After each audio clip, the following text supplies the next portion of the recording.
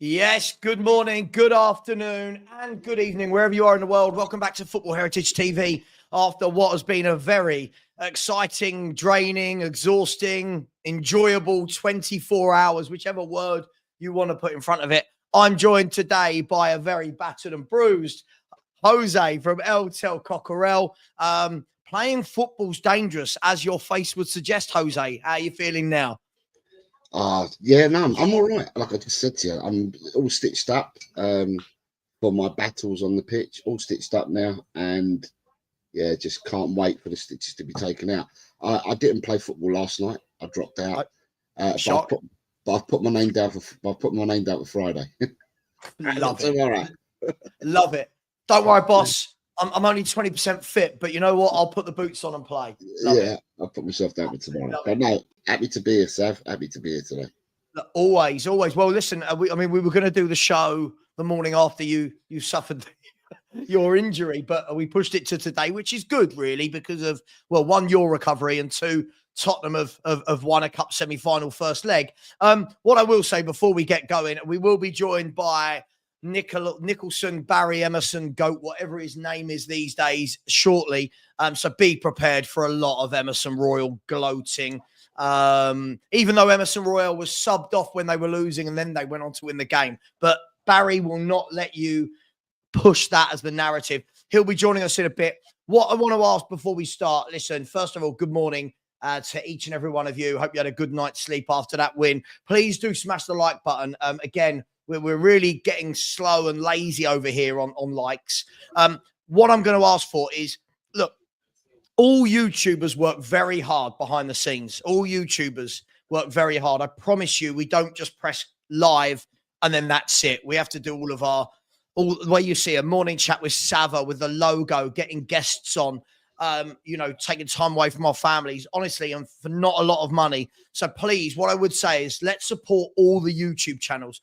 I'm going to go right the way through. I'm not going to name every channel, but every single Spurs channel. Please like, please subscribe.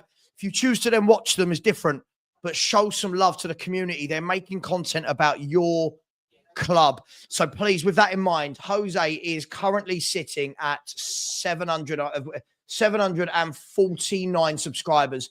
I've said to him, I've promised him, so please don't let me down, FHTV family, that we're going to get him to at least 800. So please, his link is pinned. Please subscribe. The link is pinned. I'm putting it in again here.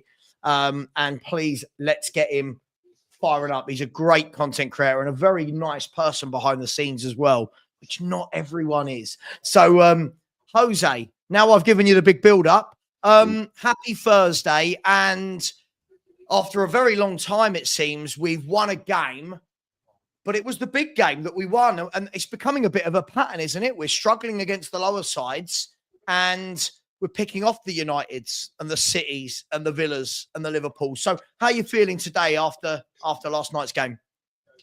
I'm happy. I might not look it, but I am happy that we got the victory yesterday.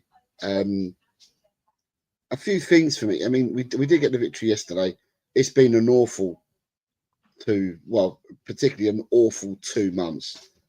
I thought you were going to say decades. No, it's been awful for decades anyway, but because we don't win nothing. But I'd say for this season, it's been a really, really tough and awful 2 months that we've had.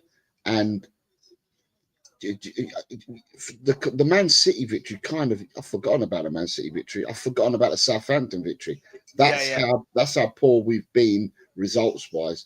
And to watch us yesterday, it was a battling performance. End of story. Yep. It's just a battling performance. And with the battling performance, to get the victory, even if it's only 1-0, it doesn't really matter. It's the 1-0. That's it. We've won a game of football. And I'm happy for that yesterday. I mean, I wasn't jumping up and down and doing cartwheels, but I was really happy that we got the victory yesterday. I asked the question is, people keep talking about Angeball, right? And I'm thinking to myself, where did Angeball come from? Because I agree. It's the same as when Chelsea had Sarri. It was Sarri ball. And then you got Conte ball, and you know, you got Klopp ball, and people just someone names ball after the name of the manager, and I'm just thinking to myself, you know, at the end of the day, I don't know who termed or coined the phrase "Ange ball" because the internet. Okay, because of a certain way that he perceives football and stuff like that. But yesterday, I wouldn't say yesterday was Ange ball. Yesterday was just back to basics. Grit and determination. Standing at your station and covering your station is exactly what we did yesterday, and that's what got us the victory yesterday. I was on a show yesterday, on a pump up show, and I said we played Liverpool 2 weeks ago, right? So therefore we know about Liverpool because we played them 2 weeks ago. Also at the weekend, Liverpool, they looked leggy. They looked off the point, and Manchester United seemed to carve them open at will at the weekend and getting behind them and stuff like that. And I just thought to myself, I said yesterday, if we take anything, if our scouts, our coaches, and do their homework, if they have realised what happened in the 6-3 loss, and they look at Sunday's game or Liverpool's game since, and you do your homework and your dossier on the club, then you should know by now how you need to play against Liverpool. And to play against Liverpool is not how we played them in the first game, right? You've got to play the same way Man United played at the weekend. Get in behind their defenders, you know, and build up, be compact. Don't let them get it behind, because Liverpool's front three, and it doesn't matter who they put it up, their front three are frightening. Doesn't matter what three they mix it with, they're frightening. So you've got to keep to your stations. Your midfield have to be disciplined and have to battle and out battle Liverpool's midfield, because it doesn't matter what three they pick in midfield, they are going to battle, you know. And at the end of the day, yesterday, I saw people did what they're meant to do. People stood by their stations. Right back played right back. Left back played left back. The midfielders played midfield. You know. And we played, you know, a proper game of football without having to go, you know what, we're going to charge at you, and you can then charge back at us. That wasn't the type of game. It was a scrappy game as well, but at the end of the day, it's just like release. We got a 1-0 victory and just release, because it's just been awful these last few months. No, absolutely. By the way, thank you. So far, we've had 7 people subscribe to Jose, but I'm not having that. I'm sorry, I'm not having that. There's 190 of you in here. We're a community, right? I like to think that what we created over here, when we haven't got all the trolls flooding in after a win, we've created a community, and Jose is a massive, massive part of the community on his own channel, on other channels. He's a great guy. He's good to talk to outside of football about non-football stuff as well. So please do subscribe to him. I want to see 800 before we finish this show. And currently we're on 758, 42 more to go. Jose, listen, can't agree with you more. As a critic of Ange Postecoglou, I think everyone out there kind of knows my opinion. Jose, would you say, of all the Spurs creators and the viewers, they all know my opinion? Right? I would have thought so. You would have thought so. Yeah, the Reverend is in session. Look, for me, I thought yesterday was, again, if we're going to, this term, I completely agree with you, Ange ball. When people, what made me laugh was last night after we won, I had loads of people coming in my chat going, see, Savva, that's Ange ball. And in my mind, I'm thinking, well, no, this is everything everyone's bigged up about him is actually what I don't think makes us tick. You look at the game against Villa, second half, right? Man City in both games. Liverpool. These performances have been where we've had less possession than normal, not gung-ho, and we actually counter. I think that's where we're strongest. I truly believe when we counter-attack, the likes of Kulu, the likes of, I'm not saying the end product, but Brennan Johnson springs into life. Right, Sonny's always been very good on the counter-attack when he's had like Kane playing him through. I think when we go counter-attack, hit the ball into Solanke, get those players flying forward, I think we look decent. I truly want to ask this question though, Jose. We said all of what we're saying now was what we said after we beat Man City. And everyone said, see, he's adapted. He's changed. right? We're going to go on a run. My big thing isn't trying to belittle yesterday's win. That's a great win. I love the fact, right? Big up, Barry. I'll bring you in 1 second, my man. Hope you're well. My big thing, Jose, isn't yesterday, oh my God, let's belittle it. It was brilliant. I love the fact that it was a battling win. I love the fact that it wasn't free-flowing football. I love the fact that, to be fair, our passing all game was diabolical. But we battled. We ground it out. The defence stood firm. Nothing silly. I love that. That's not what we've been told Ange-Ball is. So my question to you guys, I'll go to you and then we'll bring Nick in afterwards, is that how we're going to play moving forward now? Or are we going to still continue to try and play the gung-ho, all-out attacking football? And what would you guys do? You got to get the basics right. And yesterday, the basics were right. Like I said, every man their station yesterday, in my eyes. And that's getting the basics right. And then you build from your basics, don't you? So, at the end of the day, yesterday, we kind of been forced, because when I looked at the lineup yesterday and I saw the lineup we had out, and then I thought off the bench, I knew it'd be a crash before the game started, and it was. We had so many kids on the bench yesterday that we were down to bare bones yesterday. So the team more or less picked itself. I think the only choices you had to make was who's your goalkeeper going to be, and the only other player that could have started in that front 10 would have been Johnson. So you had to make a decision there. Now, other than that, it was absolutely fantastic to see that people just played football yesterday. It was an old-fashioned football match where people did their jobs. Yeah, it was scrappy. It was a very scrappy game from both teams. It wasn't just Tottenham; it was both teams. Oh, both. I thought they were awful. Yeah, both teams were scrappy. But the thing is, we can't turn around and say, "Oh, we only got the victory because Liverpool were awful." Look, it takes two to tango, and we went against Liverpool. They came against us, and both teams made it what it was that game yesterday, scrappy. Great. And, at the end of the day, again, I'll repeat this, sounds boring, but if you do the basics right, and the basics were that we all manned the stations yesterday, we didn't go gallivanting gun-ho. And, we ended up looking, in the second half, for me, when they bought their they made their 3 substitutions, I thought they became stronger from their 3 substitutions. However, yes. But then we picked up the pace again. And for me, looking in the last 20 minutes or so, I could only see Tottenham scoring. And in fact, they did. They scored 15 minutes ago, didn't they? But it's disallowed. So, at the end of the day, forget all this Ange-Ball nonsense that someone coined the phrase Ange-Ball many moons ago. This is Ange-Ball. This is Sarri ball. This is Klopp ball. This is Conte ball. It's crap. At the end of the day, it's all about tactics and that. And yesterday, our tactics of not gallivanting and firing and going up front paid off because we did the basics. But I do think that our players are out on their feet, a lot of them still, because they're being overused. Solanke, the front 3. If we had a front 3, so apart from Solanke, if we had another 2 that could play up front with Solanke, they're not wingers, they're wide forwards for me. They've never been wingers. Yeah, great. But if we had another 2 wide forwards that could play or that could rotate and play with Solanke, we could probably actually play the way that we're saying that we played yesterday, counter-attacking, and we'd actually score more goals from doing that because we've got players that are fit and at 100%. Our players at the moment, even playing the system we played yesterday, Son looked tired yesterday again. And did Son look tired or does Son look finished? I feel like Savva, we all go in on Timo Werner, but he did more with that one run than Son did all that game. Agreed. I get it.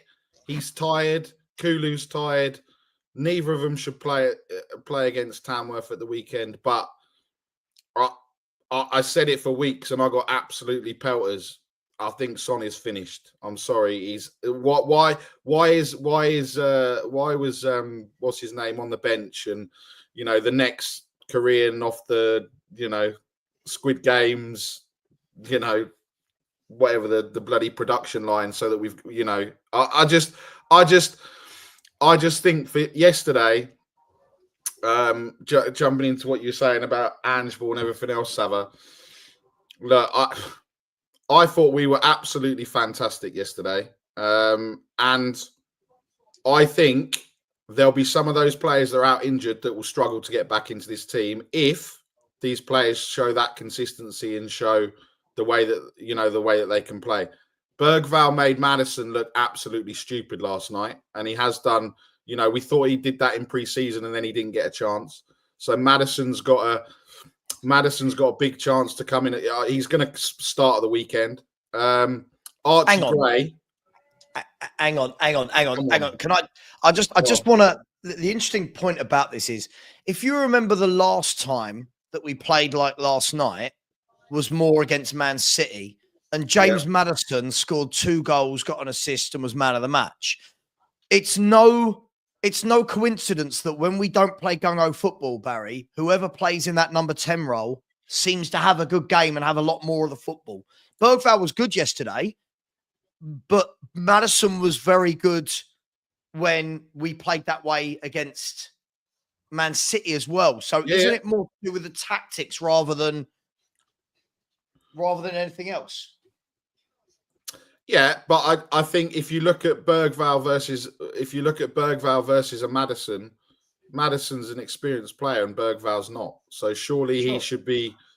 I guess. Look, I'm not trying to. Look, I think when Maddison's been on form, we agree. And look, I think he has scored the most and done whatever this season in terms of his goal contributions. But we don't see it.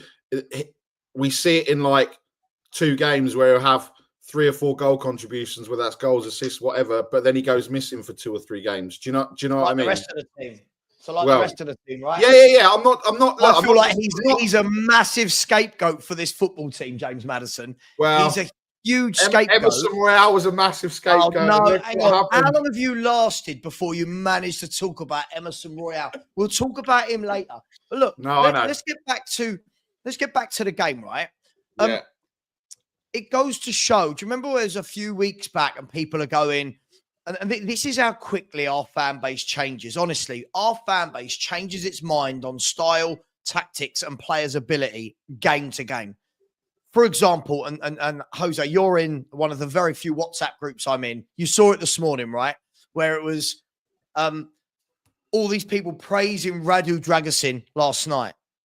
After Saturday's performance, it was Radu Dragusin shit. He should be nowhere near a first. Suddenly he's only 22. He's just getting better and better. And you're like, hang on.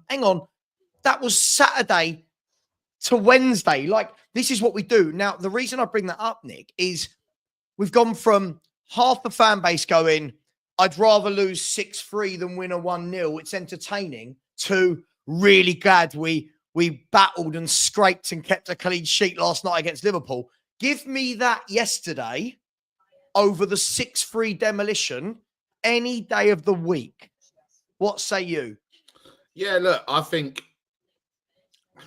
we're all just massive flip-flops, if I'm honest. Not all of us. Oh, all right, Savva. I know you're going to say. Tell me what a flip-flop. I'm just saying that I think the trouble is it's been so bad, right? It's been so bad for God knows how long. People are just, I don't know, they let their emotions get away with themselves. I mean, my voice is still gone from last night. But I was sitting there going, and I don't know whether that was because there was no expectation yesterday, because of what happened the game before where we got absolutely torn apart and everyone thought, oh well, it's a free hit. It doesn't really matter. If we don't win, no one expected us to win. If we do win, then we can say we're in a final. Because I was just going, guys, come on, what are we doing? And we still got to go to Anfield. Look, I just think people let their emotions at the time get carried away, whether that's a loss or a win, right? And I think that's in hindsight, most people, not all people, so that you don't sit there and go, well, I didn't say that. Do you know what I hate? Do you know what I hate you so much since Emerson Royale's won a trophy? You've got this renewed thing about you, which makes me go, oh gosh, not that guy again. But look, I just think,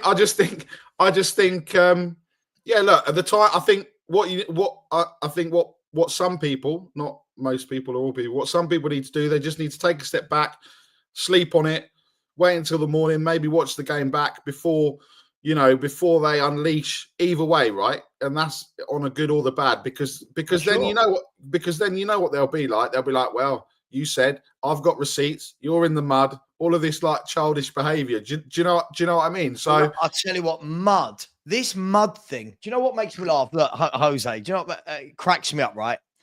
I was really yesterday at the end of the game and after it, really trying to enjoy just seeing my team win for the first time in God knows how long. But what our fan base does, and I think Nick is completely right on this, and I only jest people. I love Nick, by the way, before anyone says, you're being horrible to your guests as normal. Right? Yeah, as normal. Yeah, don't put me on mute. Don't put me on mute. I got a message. I'm going to show you guys a message I got sent yesterday, which was quite funny. Just before you carry on, Sav, look, let me tell everyone, right? Behind the scenes, so when you haven't got Savva here on the screen, yeah, as YouTubers, a lot of us speak away from the screen and that. And Savva has an opinion, as we all do, right? But Savva doesn't want anything more than the team to win. It's what he wants. He wants the team to win at all the times. And I think that some people are really blinded and don't actually listen to what he's got to say. He wants the team to win, but he's got his reasons as for what he wants to see the club do. But he always wants the team to win. And I can't understand why. Well, I can. When you got people behind a keyboard and that, people can say exactly what they want and do what they want. And some people choose not to listen to maybe what I'm saying, maybe what Barry's saying, and maybe what Savva's saying, or anybody else for that matter. And they form their own opinion, and that's it. But Savva wants the team to win like everybody else does. So, at the end of the day, the sooner people understand that, the better. And that's all of us, by the way. The three of us on the screen at the moment don't all share the same opinions. We have different opinions, all three of us on the screen at the moment. But the one thing all three of us want, and everybody else for that matter, is we want Tottenham to win and be successful.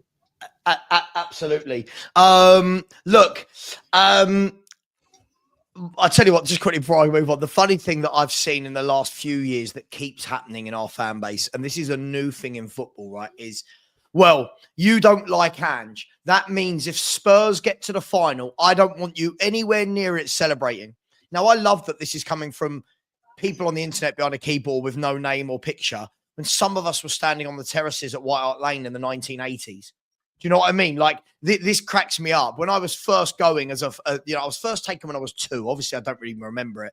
But when I remember being 5, 6, 7, standing on the terraces in the 80s, cold nights, there was none of the comforts of 2025.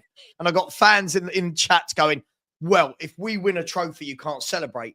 Guys, I want to take both of you back to 1998, 1999. Spurs hired George Graham, right? We all remember this. No one wanted him. I don't care what anyone says. And I know the internet wasn't around. I know there was no YouTube. No one wanted George Graham as manager because of the Arsenal connection. I remember being at Wembley with 45,000 other Spurs fans, losing my mind when we won the League Cup final under George Graham, right? So no one's going to tell me, oh, if Spurs win a trophy, you can't celebrate because you don't rate the manager. We had the same with one day Ramos. Yeah. Listen, it is what it is. Jose, look, let's move back to the game. It was a really strange game, I thought. I thought the first half, was possibly the worst game of football from both sides that I'd seen this season. It almost felt like someone hadn't told both teams that they're in a cup semi-final. The passing was terrible from both sides. Every time anyone got into an attacking position, the shooting seemed like it was in training. But the second half was very different. The second half, Liverpool upped their game in terms of possession. Spurs realised, hang on, we can counter here. And it became a bit more of a cup tie. Is that how you saw it? Or am I just being toxic? No, you're not toxic. I think... You never know, Nick. You never know. You never know. I think weirdly and strangely, what happened to Rodrigo Bentancur so early on, I think affected both teams because he was down for like 11 minutes.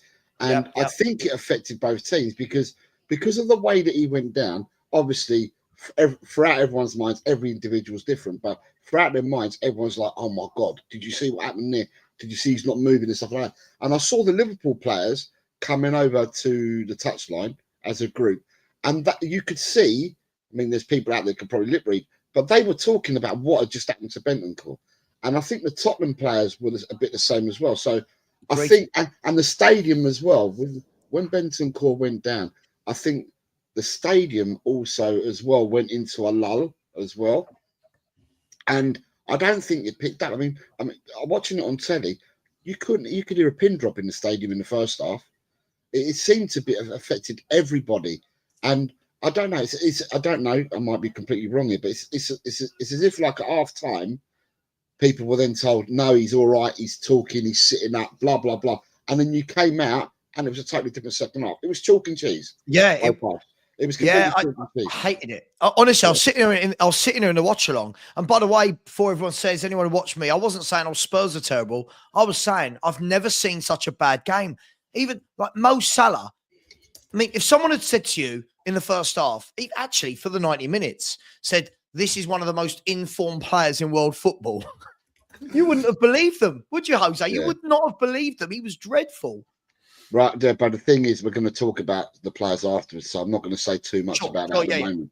But we'll I agree with what you're saying about Salah at the moment. Yeah, we'll get to it. I mean, Nick, I want to come to you with the controversial point of the game. Listen, and this is what I said to Spurs fans on Saturday, right? When everyone was moaning about, but Joe Linton and handball and this person should have been sent off, I said, football is a game of karma. Yeah. Sometimes you get them, sometimes you don't, but you've got to keep the same energy. It's funny that we all wanted the decision on Saturday, but yesterday we're praising the decision not to send off Bergvall, which subsequently led to their left back not being on the pitch and Bergvall scoring. And I'm old school. I don't know about you guys. I like the fact that in football there's human error. Some you get, some you don't. You know, Pedro Mendes springs to mind for anyone who remembers the Pedro Mendes shot that was about 15 yards behind Roy Carroll? Roy Carroll, Man United. Roy Carroll. God, yeah, it was Roy Carroll. Some you get, Nick, some you don't. What's your... I know it wasn't probably a yellow the first one, but he's on a yellow. Should he have gone, realistically, Nick, for that second tackle?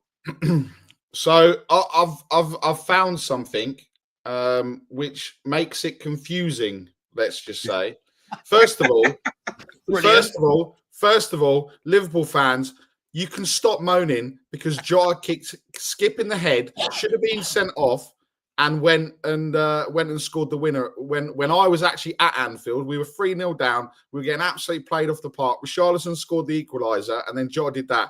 So look, Liverpool, football is a game where, like you said, with human error, you'd like to think over the course of a season or a course of 5 years or a competition or whatever, you win some, you lose some, right? But it said this, and I'll read it out. It says, already on a booking, Bergvall brought down Tsimikas, but play continued with Liverpool retaining possession. However, Tsimikas was then off the pitch receiving treatment when Bergvall scored. The International Football Association Board's laws of the game state if the referee plays advantage for an offence which a caution sending off would have been issued had play been stopped, this caution sending off must be issued when the ball is next out of play. However, if the offence was denying the opposing team an obvious goal-scoring opportunity, the player is cautioned for unsporting behaviour. If the offence was interfering with or stopping a promising attack, the player is not cautioned. The crucial part of the above is the final sentence. The offence, the foul by Bergvall, was interfering with a promising attack. So then if he was applying the above, he did not have to go back and caution Bergvall. And when we looked at it, you did say it was going to be confusing, didn't you? Yeah, do you know what I mean? Like, was it a promising attack? Probably, but you don't know because it was in their half, so you can't really say it was. Yeah, if it was the other way round, would we be losing our minds? Yes, like we did with Joe Linton. Again, the laws said this, but I mean, old school. I think that's a handball all day long. A bit like some of the tackles, you sit there and go, "Well, that's not a yellow card. That's not foul." There was a couple of them. you know, a couple of shoulder barges. In some games they're given, in some games they're not. I think it's about the consistency, and That's massively. That is where, if you look at the referee, look, if it's against us the other way around, we're probably losing our minds over it. Nick, can I interrupt you for 1 second? First of all, guys and girls in the chat, stop. Yeah. Right? Stop. Right? This is ridiculous. All the kangaroo references, Billabong. Guys, grow up, right? Listen, this has got to stop. This divide of, listen, people who support Spurs that aren't from the UK can still support Spurs, right? So can we stop this whole anti-Aussie thing? I don't rate Ange Postecoglou as a manager. Nothing to do with his voice. Nothing to do with where he's born. By the way, he's actually the same heritage as me. He's Greek like me, right? So please, in the chat, right, can we please stop the kangaroo references, the Billabong references? At the end of the day, let's talk football. So I've seen it Cam Tinley, Jason Manuel. I've seen people like Jun in the chat. Guys, stop with the back and forwards, anti this, anti that. This isn't an anti-Ange channel. This is a I want my manager to do better channel. I was not anti-Conte, anti this, anti that. I will say what I feel at the time about any manager, no matter the colour of their skin, no matter where they're born. I'm a grown-up adult, as are Nick sometimes and Jose. We don't need to be sitting up here talking about race, creed, religion. It's ridiculous, right? It is ridiculous. All right. We've got to stop this. So please, please, please calm down in the chat. Let's talk football. We've given you a forum here to talk football. This is ridiculous. Sorry, Nick. I saw it all building up. It's fine, mate. It's crazy, fine. Man. It's crazy because you know, and like you said, the thing about this is last night probably, you know, you probably as soon as there's a win, the people that don't like Ange are getting pelters. You want us to win? Yes. Why are you doing it? It's just nonsense. And this is we all want. Look, we can like a manager, not like a manager. We want Tottenham Hotspur to do well, and then, you know, and it'll Absolutely. be. What are we going to do? Be like Man City have been. What do we do? Come on stream. Oh, we want another trophy again. Thanks. That's interesting. Great. We're going to win. When's the next trophy we're going to win? So, look, it's yeah. Sorry, look, guys. I'm so sorry to stop the football chat. Listen, we'll get back to it right now. Please, guys. It is football, right? I know that people think I want Spurs to lose. I see it all the time. I've heard it all the time. It's ridiculous. I will always be a Spurs supporter. I can pick and choose which players I like and which managers I like. You know what, guys? Jose, Nick, we're going to be here. We were here before Ange. We were here before these players. We were here before these owners. You know what? Touch wood, as long as none of us get hit by a bus, which it looks like Jose has been, right? We're going to be here after these players. We're going to be here after this manager. And you know what? Bloody hell, I hope I'm here after these owners as well. So, look, people, calm down. We got a good win. What I think we've got to stop doing, I don't know about you, Jose, but I think what the internet and YouTube has allowed people to do is, instead of winning a game and being happy, instead of us going, good win, like I said after the game, great win. That's what I want to see more of that. What people do is use an excuse to beat other people. I saw YouTube channels last night going, where's all the Ange outers? And you're like, whoa, hang on. But imagine after every defeat, I turn around and went, where's all the Ange inners? Like, what are we doing here? Let's just call it for what it is. It's a really good win that puts us in a great position, Jose, to go to Anfield and just need a draw, right? But we've got to stop this backwards and forwards videos about each other. You're in the mud. You're in the mud. Who's crying? Who's this? Who's a fake fan? Who's anti-Ange? Who's Ange in? They're bloody football opinions, Jose. I don't like Ange as a football manager. That's how it is. It's not the end of the world. Over to you. Yeah, the thing is, though, is that, yeah, social media is an absolutely barren place, isn't it, really? I mean, but what we're basically doing here on screen at the moment We're just sharing opinions. And the one thing is, we all want the club to win. We're just sharing opinions. And in the olden days, I'm going to go back to the olden days.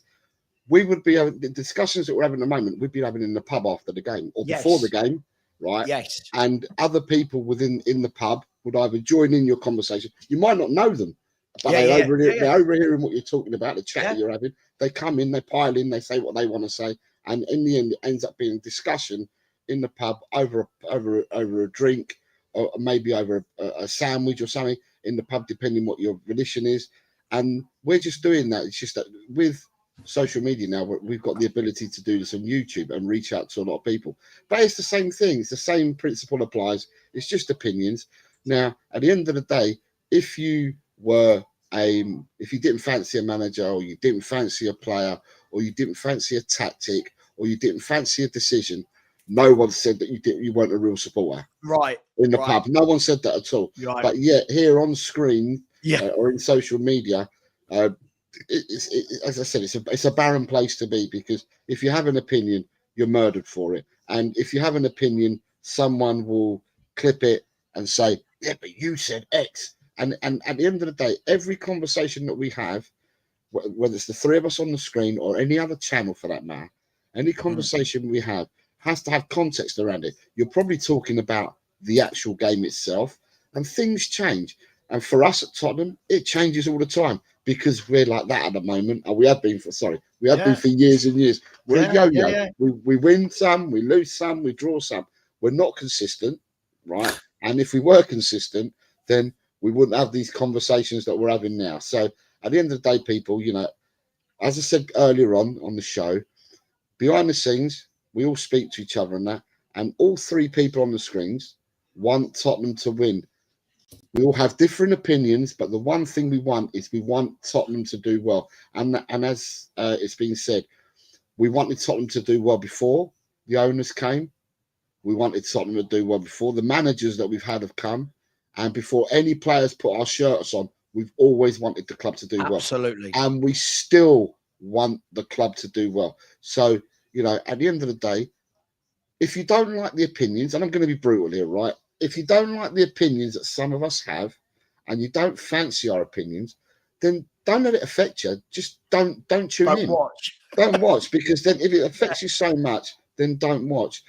At the end of the day, try and be open enough to understand that everybody, including yourselves out there, we all have differing opinions. And if you can't take on board different opinions and you can't dissect it, that it's only an opinion and no one's having a go at you, then I'm sure people that, for your mental health at least, watch something else or do something else, because at the end of the day, we're not here to aggravate people. We're not here to put people on a downer and that. We're just talking football. We're just talking Tottenham Hotspur. And as I said, I don't share 100% the opinions that my co-panelists have got, but it's just that it's opinions, and that's where I agree. Look, I'm going to come to you, Nick. Before I do, just quickly, mods, please stop banning people. Yeah, racism, yes. Vile, yes. Please, can we please stop banning people because you might not like them, or I will start removing mods. For the rest of this show, I will moderate. Well, there you go. I will moderate. Stop moderating in the chat, please, because people are banning people for no reason, and then I get the reputation for that in other channels. So please, and listen, Nick, lots of people are asking. Let's get this back to a fun point. Yeah. As we said, some row. Sorry, what did you say? No, I didn't say some row. Try and use your two of these, Nick. Two of these. Oh, sorry, two of these. One of these. Yeah, okay. Everyone in the chat is saying, "Is this guy top left? Was he in the Squid Games video for Tottenham Hotspur?" Yes. Are you part of the problem at Spurs? I am part of the problem. Well, I'll tell you what. Whoever thought that I died first, and you can clearly see I didn't move. You died brilliantly. Well, I'm really impressed. I had to die brilliantly, so that, because otherwise, what would I have done? It'll be like Mick and Gavin and Stacey. Well, you don't expect that when you come to work in the morning. It'd have been one of those moments, wouldn't it? And then it'd be like, "Oh, Barry, you were talking it up," and I was like, "Right, I'm going to have to do something to get myself But I even got bantered by Tottenham myself because they played the clip of me talking about thinking and moving, and then all of a sudden, bang, shot, dead. That's it. But yes, I was in the Squid Games video. I did die first, controversially. So yeah, I didn't hear any Liverpool fans crying about me dying first in the Squid Games video. Just trying to find it. I'm trying to find what Ben did. I've got it. Hang on, I'll send it to you. Can you bring it up on screen, or have you? Yeah, I can bring it up. Hang on. Bring it up on screen. What Ben did. So for anyone who doesn't know, Nick was chosen to go and do some sort of Squid Game promotion thing and was asked to die, and he died. I wasn't asked to die. I was trying to get to the end, Savva. But I mean, when people died, it was like, how do you go down dead? You did it brilliantly. Like, you should be a Hollywood actor. Let's have a look. Let me zoom in a little bit. Hang on. Here we go. Oh, don't want to show. Oh, look, there's Emerson Royale again there. Look, there we go. Right, let me make it. You're at what position to be in, trying to think, trying to listen. Oh, you've had a mare here. I'm having an absolute mare here. Hang on a minute. There we go. Right, let's play it again. You're at what position to be in, trying to think, trying to listen, you're trying to...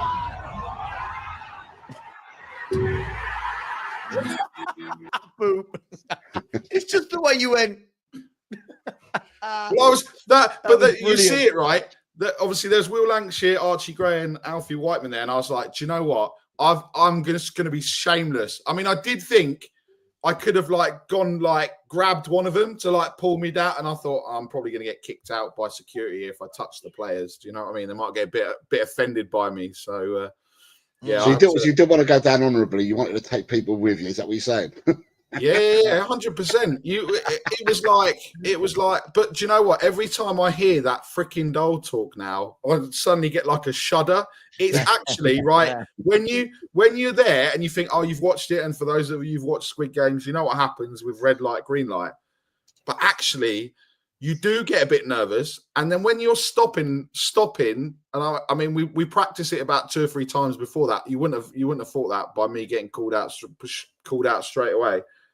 But when you're stood in a position and then they make it like that, you think, oh, it's easy. I'll just stay still. It's so hard. It is so hard to stay still when you do all of that. So, but yeah, if there are any of you, what I will say, if there are any of you, talking again about a nice thing, if there are any of you and you've got a local supporters club, and this is the one thing that I would say, if you're not in the UK, or even if you are in the UK, is to go and reach out to your local supporters club, because they do various events.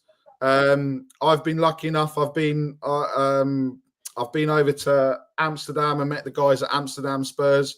I've been over to New York and met the guys over there.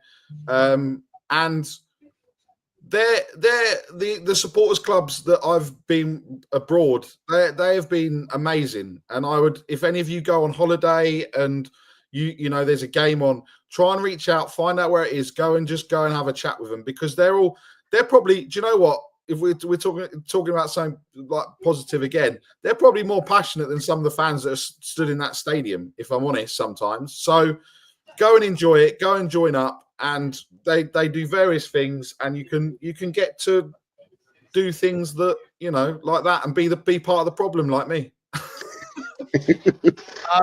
Look, thank you very much. Look, I'm going to get to some super chats, and then we're going to talk about players, individual players. Before I do, guys and girls, there's over 460 of you in the chat, only 142 likes. Let's get that to 250 ASAP.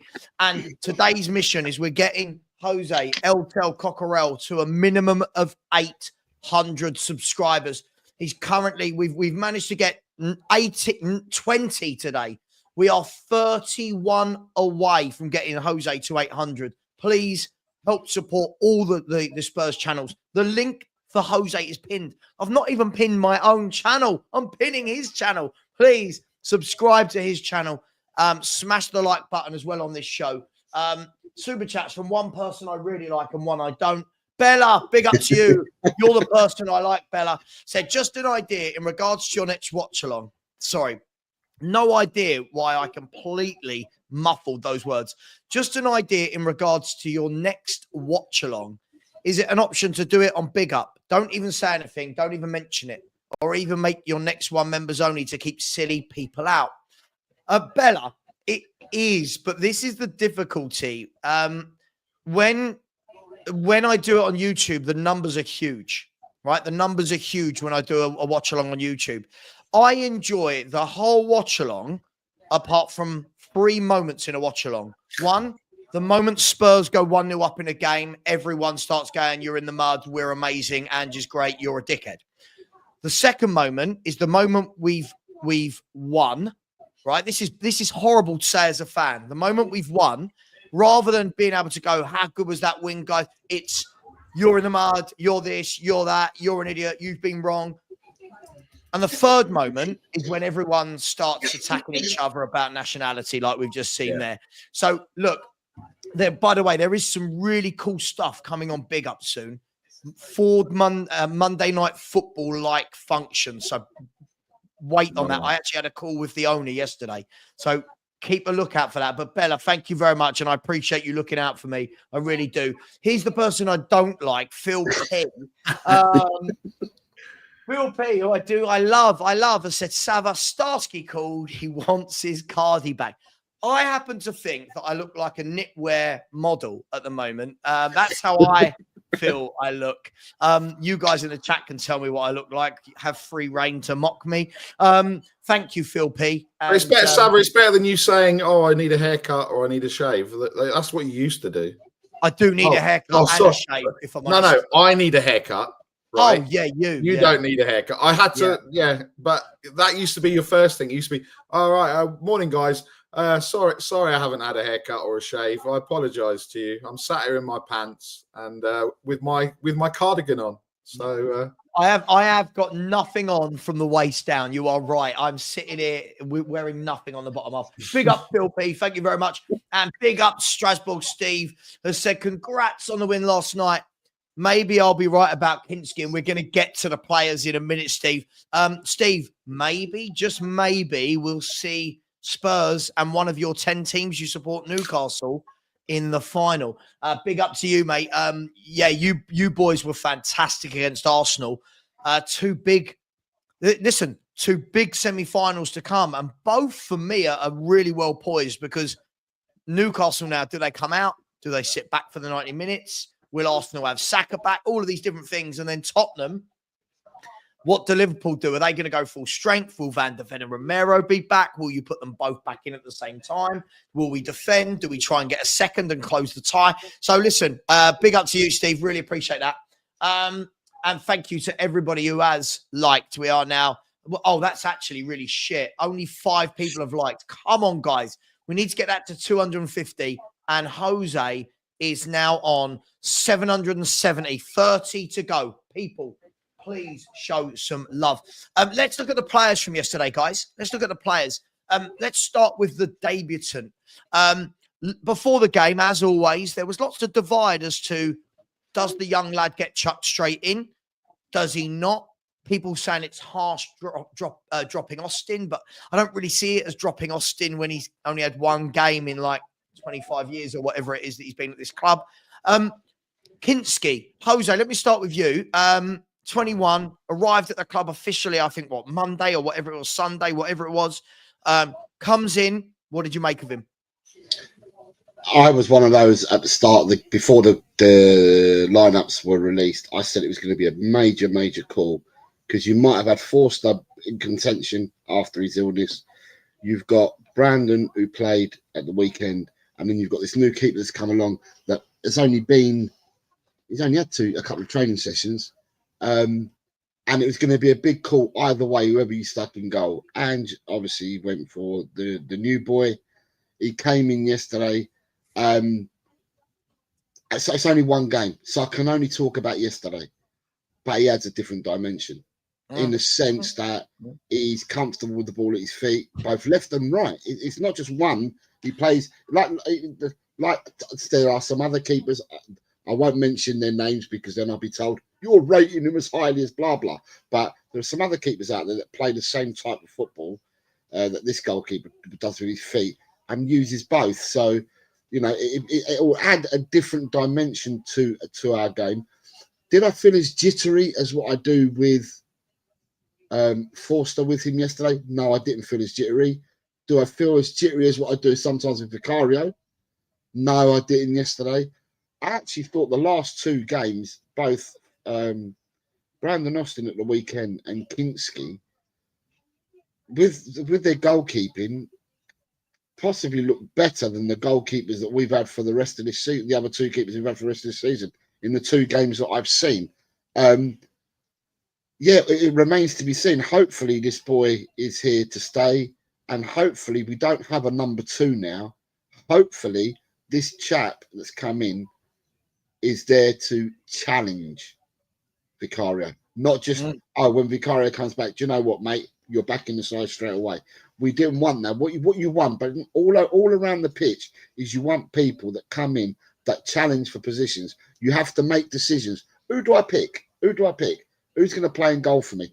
I'm just hoping that this chap is here to challenge Vicario and not just to come in, yeah, you know what, I've signed to be a number 2 for the rest of my life at Tottenham, because we've been really poor with goalkeepers in my eyes for many, many years at Tottenham. We've always had a 1. We've never had a 2 and a 3. You know, we've never had competition there. It's always been, well, this goalkeeper, it doesn't matter whether he's got half a leg, he's going to play, you know.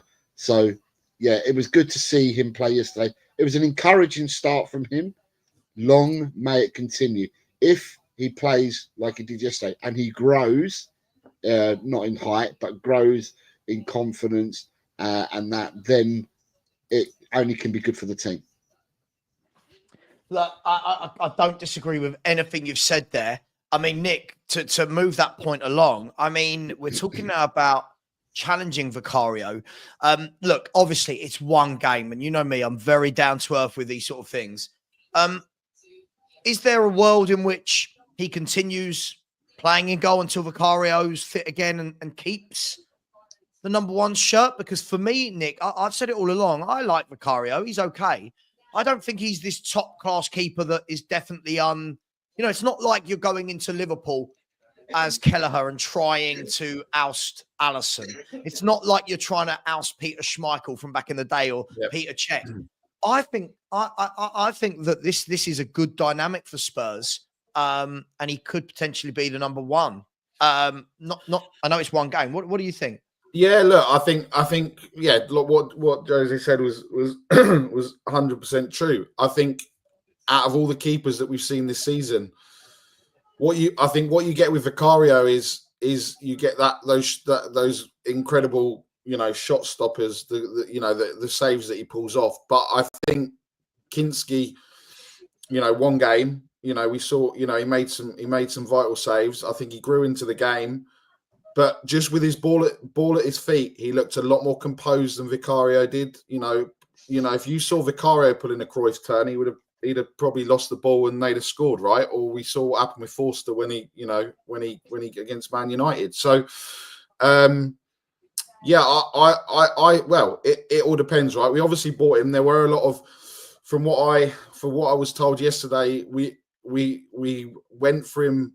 When we went for him, because there was going to be more interest in him in the summer from bigger clubs, and that's no disrespect to us, but we all know what happens when, you know, we're not talking about a Dragusin choosing us over Bayern Munich or Barcelona or whatever, everything else, right? So look, it's one game, but I just felt comfortable watching. You know, it just seemed that with the defense as well, you know, and he's not vocal like Vicario, and he was talking to Archie Gray, he was talking to the defenders, he was telling them to push up when the ball was out rather than kind of jogging out and everything else. So, yeah, look, can he keep his place?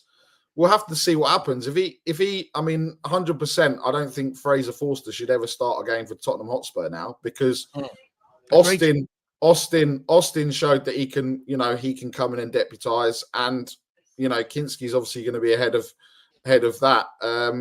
Look, 21 years old again, young, and the emotion at the end when he was with his family, right? When he went over to his family, 2 days. He's been at the club 2 days. Let's not start doing what we normally do and he's going to be world class and everything else. But if he plays, he's going to play against Tamworth. I would have thought, and he's going to play in the North London derby. And if he then backs that performance up last night with another performance in the North London derby, with another performance in the second leg, I think it will be tough for Vicario to just walk straight back in, right? It's not an like you said. It's not it should be, Nick, right? It should be tough because what I don't want to see, I don't want to. And obviously, next we're going to talk about Jed Spence, but what I don't want to see is if players come in, seize their opportunity and do well, it means nothing if when the players first team players come back, we just go, oh, you're out. You know, especially when those first team players have not been playing great. So. I agree with you. I do agree with you. He should be challenging him and let's see if he can make it his number one, right? Yeah, 100%. Yeah. And that, like you said, it goes on to Jed Spence, right? If you Jed Spence has taken his opportunity. Sometimes, people are like, why did Ange not do it? Why did Ange not play? And why has he never got a chance under Conte? Conte did it. Conte did it because he didn't want him, and Levy. He said to Levy, "That's why." But when you get an opportunity, what we all want is for them to take it. We don't want them. We don't want to be in the situation where we like what Jose said in terms of we only had one. How long for years? Look, Emerson Royale. He had Matt Doherty challenging him. Matt Doherty's never getting in ahead of him, and we always had that. We always had that one player goes, well, if I come back in, I don't care if I'm having a stinker, I'm still going to get in. And we never have players. We had never have players challenging. If we had someone that was challenging, Solanke, what's he got? Richarlison. Well, he knows he's going to play. No one's going to pick Richarlison over Solanke. No one's going to pick Werner over Son. This is where we need to. This is where we need to not criticize again, going back to criticizing, going, oh, well, he's doing really well.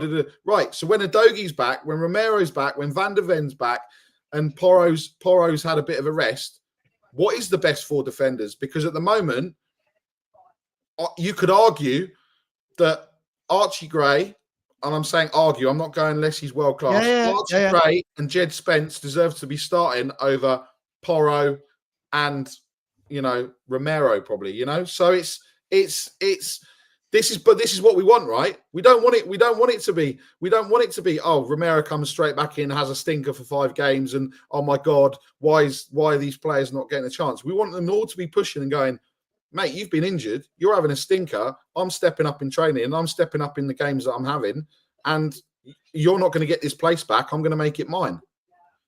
You were at the game yesterday, Nick, weren't you? Yeah.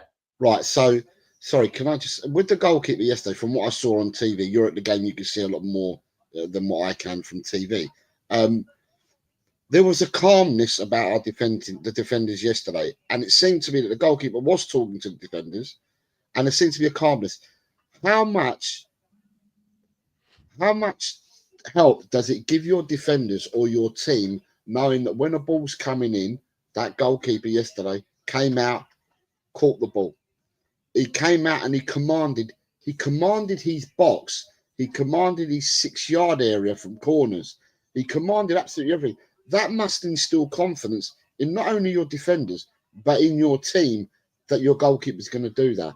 And therefore, you don't look like you're all jittery or you have to play at 60 miles per hour because your goalkeeper is likely to drop a clanger. For the first time, I mean, I saw it with Austin as well. Austin was well at the weekend, but yesterday it looked like to me that, he was talking to defenders, and the defenders seemed to be a lot calmer, and they all seem to think to themselves, this keeper's got it. He can command the area, and therefore it provides confidence to the defenders and the rest of the team. Yeah, no, and he did. And I think the other thing as well yesterday is that it gave the crowd a sense of confidence and a sense of calmness, because we knew, oh god, the ball's coming. There was none of this, oh no, don't play it back, don't play it back, don't play it back. But I think the other thing that it's helped as well is obviously with the injuries, Porro, Dragusin, Gray and Spence have obviously had more time together, so they've got to understand and they've got to learn the strengths. And you know, I think Porro next to another, other than Romero, is a better version of himself than he is with Romero next to him, because you don't know what you're getting with Romero. I agree. I agree. think that's where it's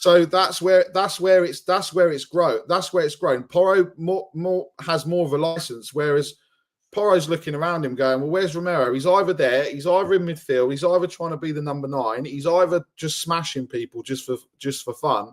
And yeah, I just think that, yeah, look, Kinski had some nervousness. There was that shot that he kind of spilled, but apart from that, commanding his box, coming to get crosses, and I think they've got that, you know, like obviously, you know, getting beaten at the start of the season and teams bullying us for set pieces and everything else. I mean, I don't know when. I mean, someone will probably say, well, it was only last Newcastle or something that we conceded against a set piece. But I actually can't remember it being highlighted as much as it was at the start of the season, right?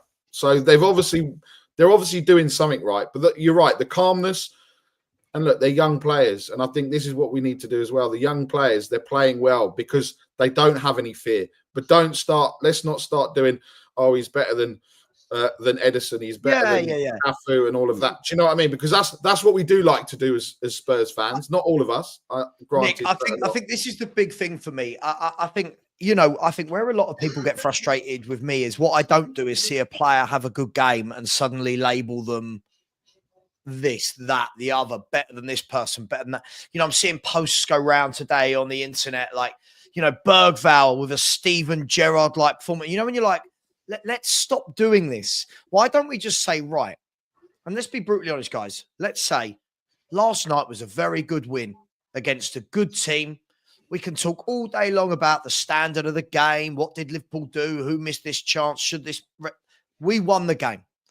What I want to concentrate on, a fan, is, and we're going to get back to the players in a minute, but I want to concentrate on is go, yeah, good win. But you know what, guys? We had the same circumstances last night that we had in all the other games that we made excuses for.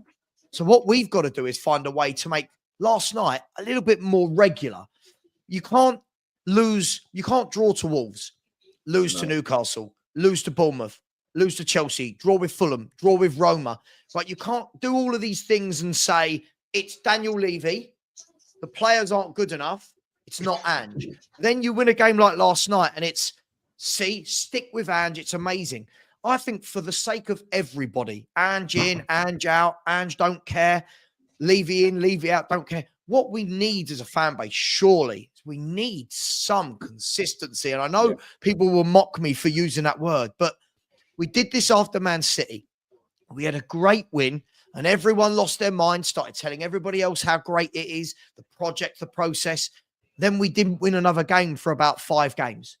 Right, we beat Southampton, who are the worst team in the league, and then we've not won a game now. Last night was the first win in 5.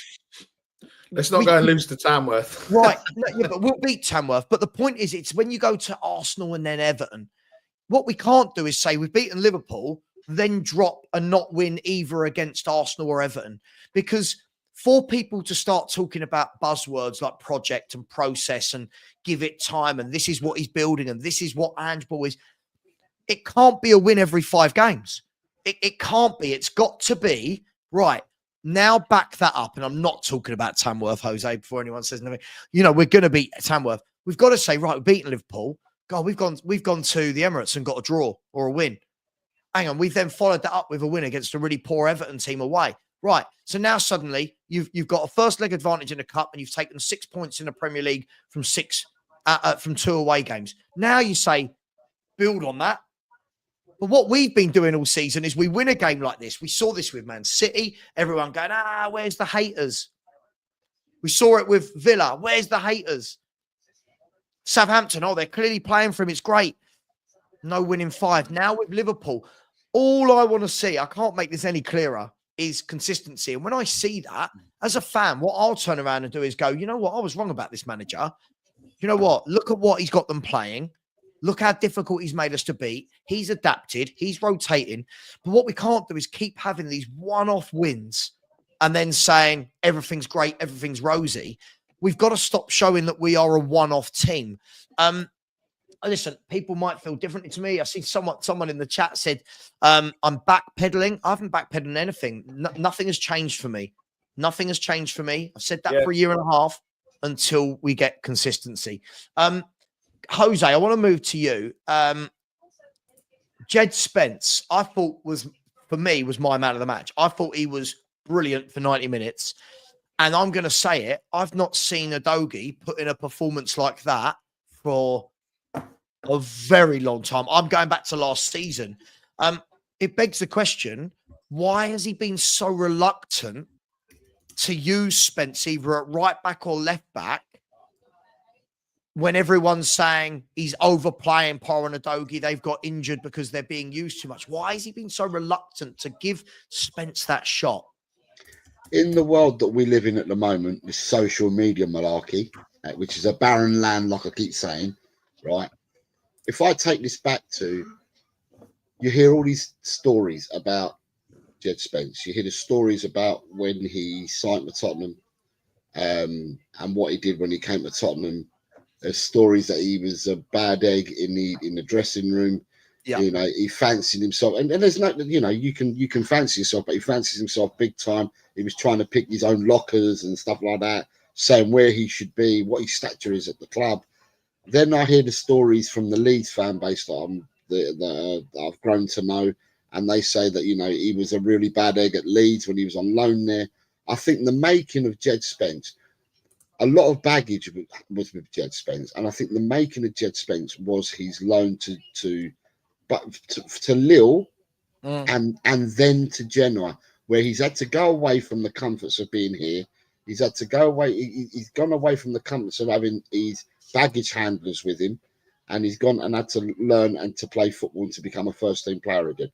He's learnt the art of defending, going to Genoa for definite, because in Italy, football out there is different football, and you learn how to defend. If you're a defender, you learn how to defend in Italy. He's come back to the club, and all the better for it. He's come back to the club. He's probably had a conversation with the people at the club when he's got back, and he said, "Look, this is the old me is gone. I've learned. I want to be given a shot. I want to have a go here." He's now on the pitch. His performances are looking now the reason why Tottenham bought him in the first place. So when he was making them performances when he was on loan at Middlesbrough, that's what we bought him for, because of what them performances look like. And he's now converting them performances. And to be quite honest, in the games that he's played, he's outplayed Udogie and he's outplayed Pedro Porro. Both of them. It's not just one. I'm going to say both. He's outplayed both of them. I agree. He's outplayed both of them in you know, since he's come to the team. Do I feel more comfortable with Spence playing at left back than Udogie? 100% I do.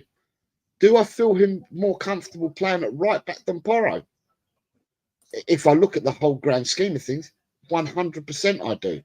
Porro had a good game yesterday, by the way. Had a really good game yesterday. But I'd prefer him to play right back. And if anything, I'd prefer Porro to be pushed up and maybe play further up the pitch. I think there's a whole multitude of things. I think his attitude and everything has changed with these two loans that he got abroad, and he's come back all the better for it. And, you know, at the end of the day, he must have changed within himself. It's not the club, because obviously Conte didn't fancy him either. Ange obviously didn't fancy him at the start. So, you know, at the end of the day, there's no smoke without fire. He needed to change himself. And I believe that he has done this. He's changed it himself. And he's gone back to basics again. I'm going to call it basics. He's gone back to basics. Instead of I'm this, I'm that, and I'm whatever, he's gone back to, you know, started the basics of let me play football again. And that's what he's done. And it's benefited Tottenham Hotspur. And for me, long may it continue. I completely agree. I mean, Nick, look, Jed, I'll ask you about Jed Spence, and then we'll move on to Porro as well. So we go through the players. But again, Jed Spence last night, to be fair, I thought he had a really difficult job, not because Salah was on form, but because I thought that Son was so bad. Every time he gave the ball away, Spence was kind of there to mop up behind him. I thought he was really good last night, Spence. What did you make of it? And then moving on to Porro's performance. Yeah, look, 100%. I mean, I've never been I haven't been a fan of Jed Spence, but you know, like with everything, we can say that we can be wrong, right? And I hadn't seen the performances at Middlesbrough. I hadn't seen the Forest performances, and look, I think you're right. Is in that has he put in better performances on that left hand side this season than Udogie, and he probably has, and also, has he done, from a defensive point of view, done better than Porro? Yes, he probably has. So, look, I think why wasn't he chosen before? Who knows? But like I said a while ago, he's taken that opportunity, and long may it continue, because maybe it's not about resting players. Maybe it's not about Porro having a rest. Maybe it's actually about them Porro kicking on and going, right, I need to do better. I need to improve. I need to do things. Do you know what I mean? So, and Porro, whether it's he's tired, whether or not he's whatever's happened, the only thing that let him down, I thought he was going to absolutely put his foot through that ball and bury that chance. And I think if he hadn't, because you saw he went for the shot and it got blocked, and he probably thought, oh, I just need to be a bit cuter here. If he hadn't have had that shot, and I'm not making excuses for him because he should have scored. If he hadn't have had that shot, 10 seconds beforehand, maybe he would have done exactly the same. That was the only thing. But by far and away, he had such a better game. And again, he's hindered by Brennan Johnson, because Brennan Johnson just, apart from throwing himself into a couple of tackles, he's like a show pony. He walks around, he's looking up at the scoreboard. You think you're going, press, Brennan, run, make a challenge. So actually, I think maybe, hindsight being a wonderful thing, maybe that's what's made both fullbacks, kind of be a bit more exposed because of what they've got in front of them. Because when Kulu's been on that right-hand side, Porro hasn't looked as bad as what he has done with Brennan Johnson or a Timo Werner or whoever else they've decided to play on that side. Well, can I just add in? I think one of the funny things, Nick, is a lot of people are talking about injuries and when we get players back.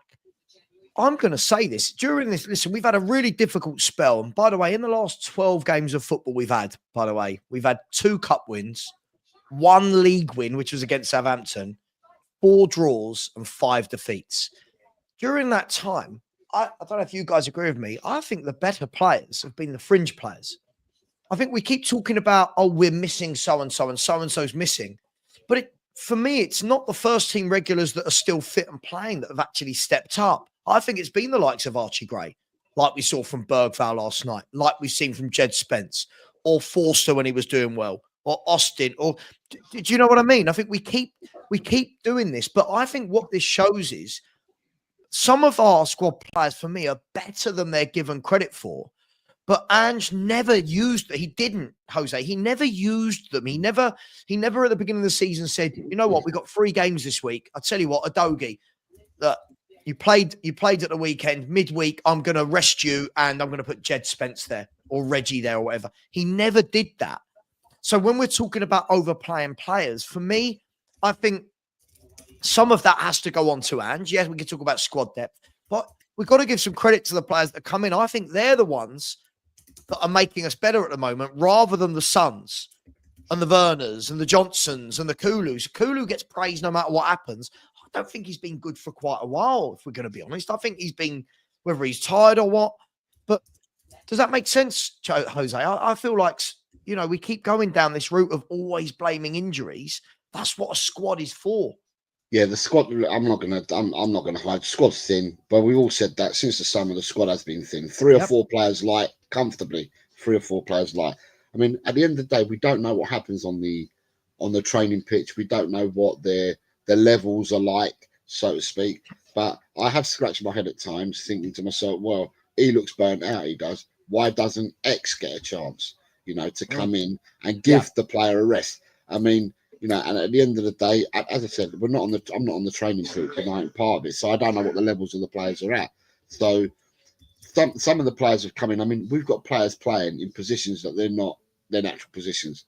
Few players have done that this season for us, and Yeah, I think we look at the here and now, but looking forward, it's good. It's good in the sense that Tottenham, you can rely on other players. You don't have to look at certain players and say, we rely on Bentancur, we rely on Bissouma, we rely on XY. Bergvall has shown, and he can step up and he can play games. He's a youngster, still learning his trade, but he can step up and play games. Of course. I want to see Archie Gray. I want to see him given a position to play instead of, because Bissouma hasn't been electrifying all season and Bentancur's in and out, and so is Bissouma. I want to see Archie Gray given a chance to play in his natural position. Agreed. I think he's earned that right by his performances at centre half.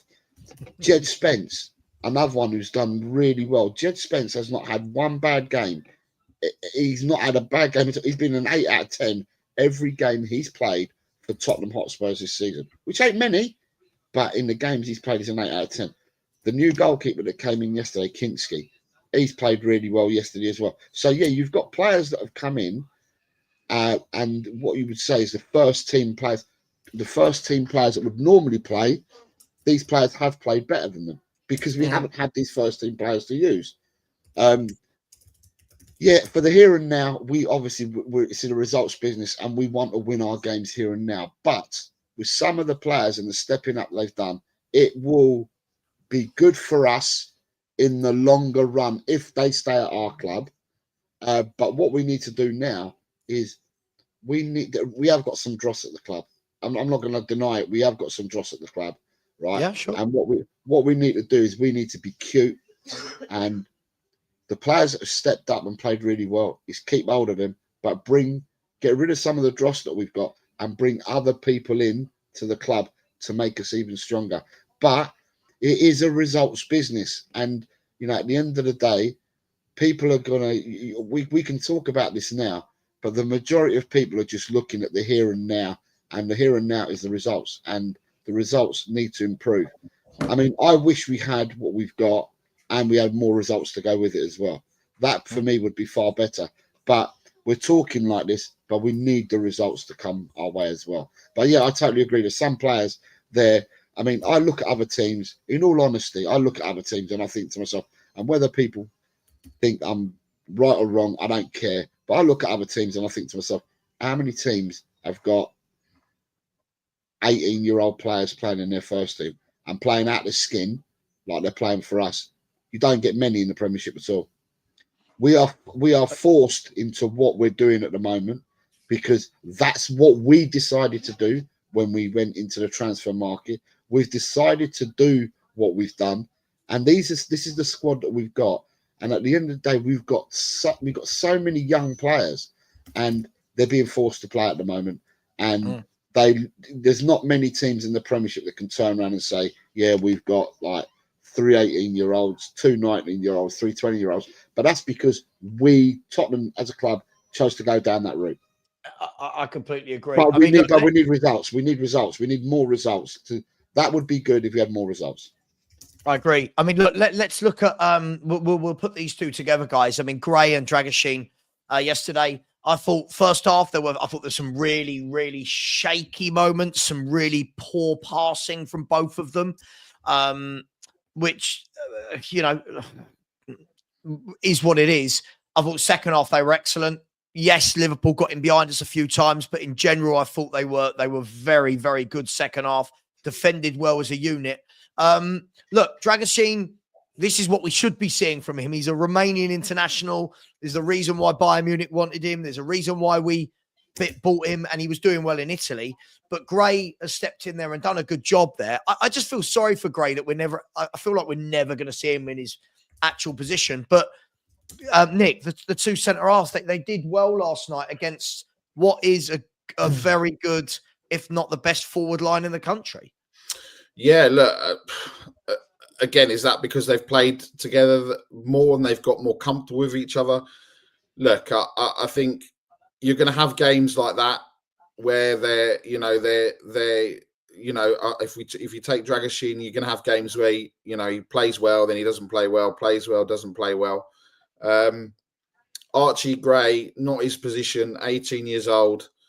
Let's not go crazy, but he's growing into that position where people are like, oh, we want to see Archie Gray in midfield. We want to see where that lies. Well, you know, we did it with Dyer. Dyer was a midfielder, then moved to central defence. Now, I'm not saying that's the benchmark, because it's not, but they're playing probably above where we expected them to, you know, to play. And again, it's encouraging, because I don't think a Dragoshin, but, you know, would I be like what we were saying about, would we be bothered if Adoji came back and Spence came at left back? No. Would I be bothered if Romero didn't come back and Gray played alongside Van der Ven? I wouldn't be against that. I wouldn't have any issues with that happening, because it's you know, it's just pleasing to see. I think, again, against look, you can sit there all you like and say Liverpool didn't play well or what have you, but they're arguably the best team in the world at the moment, right? In terms of attacking, the way that they're demolishing league position, Champions League position. Yeah, you know, everything, right? And to do what they did after what happened a few weeks ago, you have to give them. If we're talking about what the kids would say, you have to give them their flowers, right? I don't know what that means either, but it's a cool saying, though, isn't it? Yeah. So you've got to give them their props. You've got to get, you know, I think it just allows us, once they are back, once Mickey and Romero are back, again, they're going to need to fight. They're not necessarily just going to walk straight back in, and that's where it's going to be interesting. And if we are then still in, you know, still in Europa, we are still in all these competitions, and they come back, then we'll see. But I think that this will probably happen. I think Romero's off in the summer, and looking at potential transfer targets for this window, that would potentially point to that as well. And would I be upset? No. No. I don't think there'll be a lot of people. I mean, Jacob might be upset about Romero going, but I think I truly. How many years have I said this for, Nick? I've said this for years, yeah? That for me, Romero's a good defender, right? No more, no less.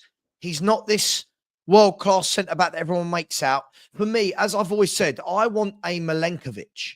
I want a guy where he might never give you a 10 out of 10, but you know what? Every week, he does give me a 7.58.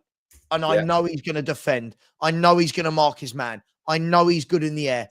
I know that he's going to just get his job done. As I said, Romero's one of those. Sometimes you watch Romero and you go, yeah, you're brilliant. And then you have 3 or 4 games where you go, he can't defend. And the thing is, that's great, but that's football in 2025 for me, guys. We seem to do that with a lot of players. They have one good game and we elevate them to Messi. They have 4 or 5 bad games and it's just, it's the manager, it's the form. Look, let's move into the midfield. And I won't ask one of you. We'll talk about this generally. For me, I'm just going to say this. I thought Basuma was absolutely superb last night. I thought he had a brilliant game in midfield. I thought he put out fires everywhere as usual. I thought after getting the yellow, you're thinking, oh, Basuma. But again, it's another game where Basuma's got a yellow and then actually managed himself really well. He got loads of blocks in, constantly tracking back to help out Gray and Dragoshin. And then I thought that, I mean, obviously we won't rate Bentancur. He had about 4 minutes on the pitch. But, you know, I thought Bergvall as well. I thought Bergvall did some nice stuff. I think he gets caught on the ball a lot, but I think that's age. But I thought they were better yesterday. I thought, again, it wasn't so gung-ho. They looked more like a midfield. And you might see a theme from me here, Jose. I feel like when everyone actually plays in their position, we actually look decent. When we do all this inverted nonsense and everyone flying here and there, I genuinely think we look a mess. So what did you think of the midfield? Well, my opening comment when we were speaking about on the show earlier, my opening comment was, yesterday, everybody manned their stations. That's exactly what I said earlier. Everyone manned their stations. So therefore, if you man your stations and you do your basics right, you play like a team. I thought Bissouma, yeah, he had a good game yesterday, and we can only talk about yesterday at the moment. He had a good game, but we need Bissouma to be doing that on a regular, not being in and outside, suspensions, poor games, substitutions, not being selected. We need him to do what he did yesterday on a more regular basis. If I got a Bissouma of yesterday 7 times in 10 games, that'd be brilliant for Tottenham Hotspur. But we only see Bissouma once, and it seems to be once in that fabled blue moon that we never get. But he plays once in a blue moon. Isn't that indicative of all of them, Jose? Like when we're saying this, so far we've said this about Dragic, Bentancur as well. We've said this about Bentancur, Bissouma, Maddison. Isn't this the problem, though, that I truly believe the tactics we normally adopt make these players look worse than they are? When we've played like yesterday, I think the players look like footballers. Yeah, because they man, like I said, at the start of the show, I said everyone manned their stations yesterday. And, at the end of the day, looking at our pressing yesterday, right, was superb, because the trigger was either Solanke or Bergvall. They were the triggers. And we pressed, instead of all going and leaving the spaces behind like we normally do, we pressed correctly yesterday as well. And a lot of credit has got to be given to the midfielders for that as well, because the midfielders helped in the press yesterday. With Bergvall oozes confidence, right? But I mean, he's not stupid. Doing it out in Scandinavia and then having to come and do it in the Premiership is a totally different ballgame. Yeah, but agreed. He's learning. And listen, you can have as many training sessions as you like. You can play with the under-21s. You can have as many training sessions as you like. There's nothing like true match performance. And every time, I think he's earned his start, right? And I've said this for a while now. In the last few games, he's earned his start. And yesterday, would he have started had Maddison or Sarr been fit? Possibly not. Possibly not. But for me, he's earned the start. He got the start because of the suspensions. And, his passing, sometimes was off. But his all-round play yesterday, you could see someone that was wearing the shirt and playing for the badge yesterday. And he was one of them players that stood out for me to do that yesterday. He will get better. He's 18. He will get better. But that's the hope. Yeah, he would get. No, you got to get better. It doesn't matter whether he doesn't climb all the way up like that. He's going to get better than what he is at the moment. And at the end of the day, it bodes well for us. Again, I'm going to repeat this. It bodes well for us going forward, but we're about winning now. We need to get results now. It's all great that we're talking about these players from yesterday's match. It's fantastic that we're talking about the players from yesterday's match, but we need to do this on a regular. We need to start getting W's against, for the performances. We need to start getting W's. But again, I'm going to go back to when you look at, I don't know who coined that. I'm going to go back and repeat what I said earlier in the show. Someone coined angeball. Forget about angeball. It's a philosophy. It's a way of playing football. But if you do what you do yesterday, i.e., get the basics right and man your stations, we look a totally different side. Yes, it was a scrappy game, but we look a different team.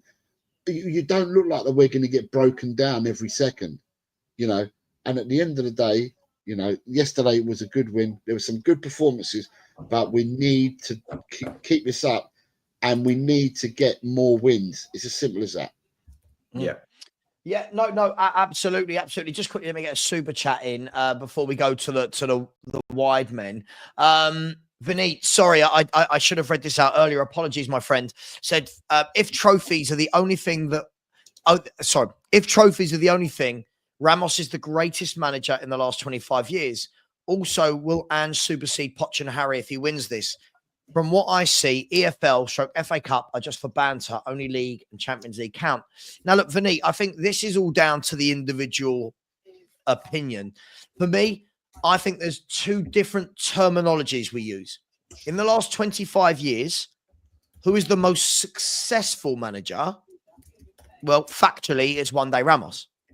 I don't think we can argue that, right? I mean, guys, someone might. I mean, factually, through winning trophies, one day Ramos. If you want to say who's the best manager we've had, then you're going to start having conversations about Harry Redknapp, Pochettino, those sort of questions. So I think it's very different. Look, I think any manager that wins a trophy deserves respect, but winning a trophy doesn't automatically mean that you're a brilliant manager. For me, I think there's got to be the balance of what you do in the league as well. I'm seeing a lot of people, guys, saying, don't worry, I'm happy to finish 15th, 16th if we get a trophy. I think that would be terrible. You can't be Tottenham Hotspur and finishing 15th or 16th. You just can't. That's terrible. But what I would say is this, and this is where people need to calm down for me. The last two managers that won a trophy at Spurs, what happened to them the following season? All right, George Graham, one day Ramos, both won a trophy, and then both the following season were relieved of their duties at the club. So winning a trophy for me, Ten Hag, winning a trophy for me is more important for us, the fans. But for a manager to keep his job, you've got to be doing well in the league. And we know Daniel Levy feels like that. Just quickly as well, Kenneth, dude, got to calm down a tiny bit here, mate. I mean, we're talking about a guy that's had one Premier League start, if I'm not wrong. And we're talking about Ballon d'Or potential. And then you didn't just leave it there. You then wanted to put Mikey Moore on the same level as Lamine Yamal, that plays first-team football week in, week out for Barcelona, and was one of the best players at a tournament that his country just won at the age of 16/17. I think there are levels to this, and I think you've got to calm down, Kenneth. There's a lot of every club. Arsenal fans will probably be telling you, oh, Ethan Nwaneri, future Ballon d'Or winner. Liverpool fans will be telling you, oh, Conor Bradley, future. Let's calm down, shall we? Let's all calm down. Guys, a not so nice conversation after some positives throughout the team so far. Brennan Johnson on the right, Sonny on the left. Go. That's all I need to say. Go. I'm going to say these boys ain't wingers. They're wide forwards, and they're being utilised as wingers, and it doesn't work. They're not the right fit. They're not the right caliber. I know that Ange probably won't change his formation, but to get the best out of Sonny, if we went to a 3-5-2, so it was Sonny and Solanke up front, and Sonny was playing just behind or with Solanke, I think we'll see the better of him.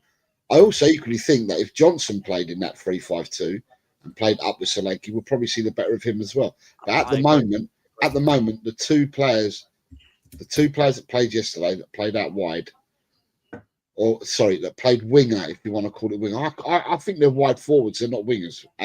But yeah, they were awful again yesterday, and it says a lot.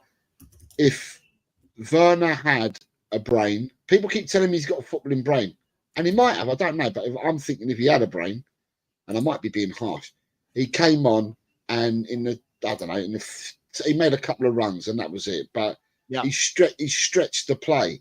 He stretched the play in the couple of runs he did, mate. It's just his final ball or his crossing or his shooting just goes for a wonder. So all the lead up looks really sexy with him, and then it just falls flat. We need better players up there. We need to invest. People saying, yeah, but we need defenders, and some people say we need midfielders. We really need forward players. We need forward players, because with what we've got at the moment, these players they don't seem to fit the system. I'm not going to say they're all crap players, because that's harsh. They're professional footballers. Just don't think they fit the system that we play. They're not wingers.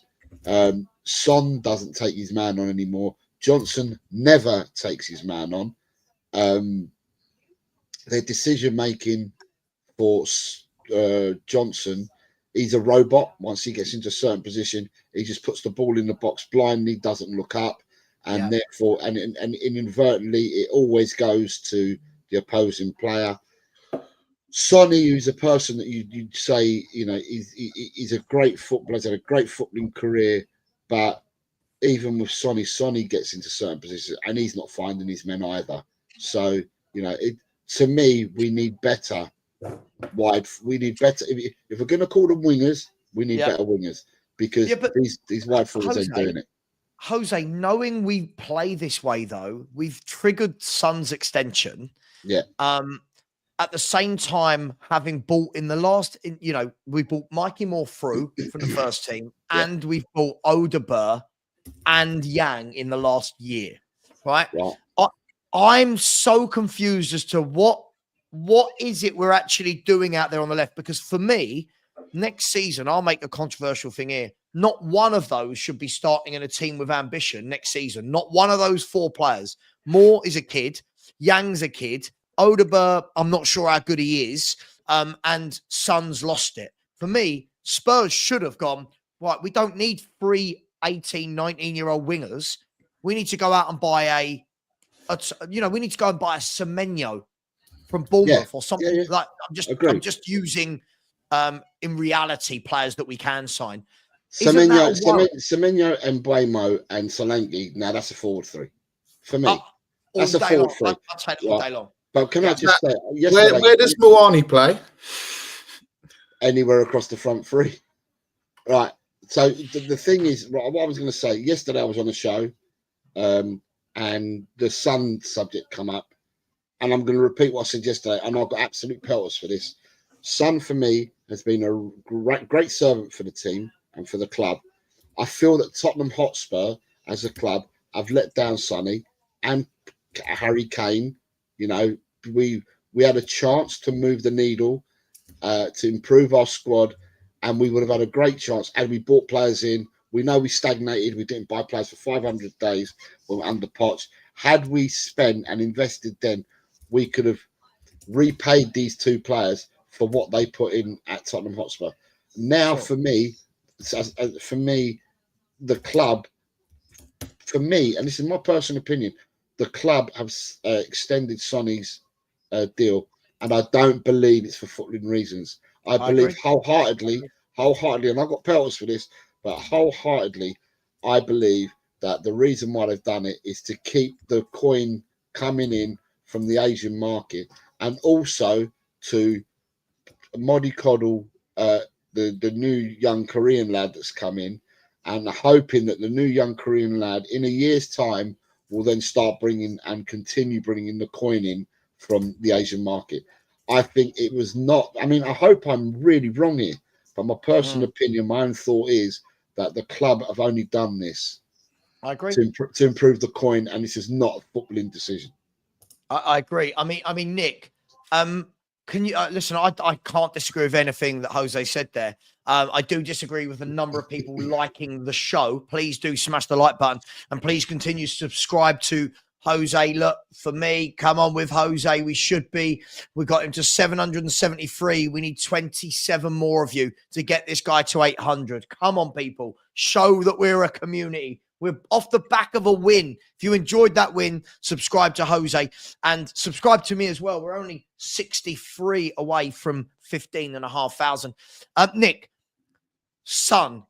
Yeah. I think the problem for me, only my personal opinion, is what we saw last night. People go, oh, he had a bad game. This now isn't a bad game, is it? We're seeing this performance from him week in, week out. And yes, we can talk about tactics and how he should be played. But there's so many times when he gets the ball and you're thinking, right, pick it up, run at someone, pick it up, jink in. He looks void of ideas. He looks like he's lost 2 yards of pace. His touch, his control, his pass. He just looks like over the last year or two, he's slowly but surely got to a stage where he's not a top player. He doesn't stand out. And now he just looks like another average footballer. Is that harsh or is that the reality? Yeah, I mean, look, I think a lot of people have, people are making excuses, let's say. Look, we're not taking anything away from what Son's done in the past, right? But we're in the here and now, and have they? He's just not. Whether it's the system, whether it's whatever it is,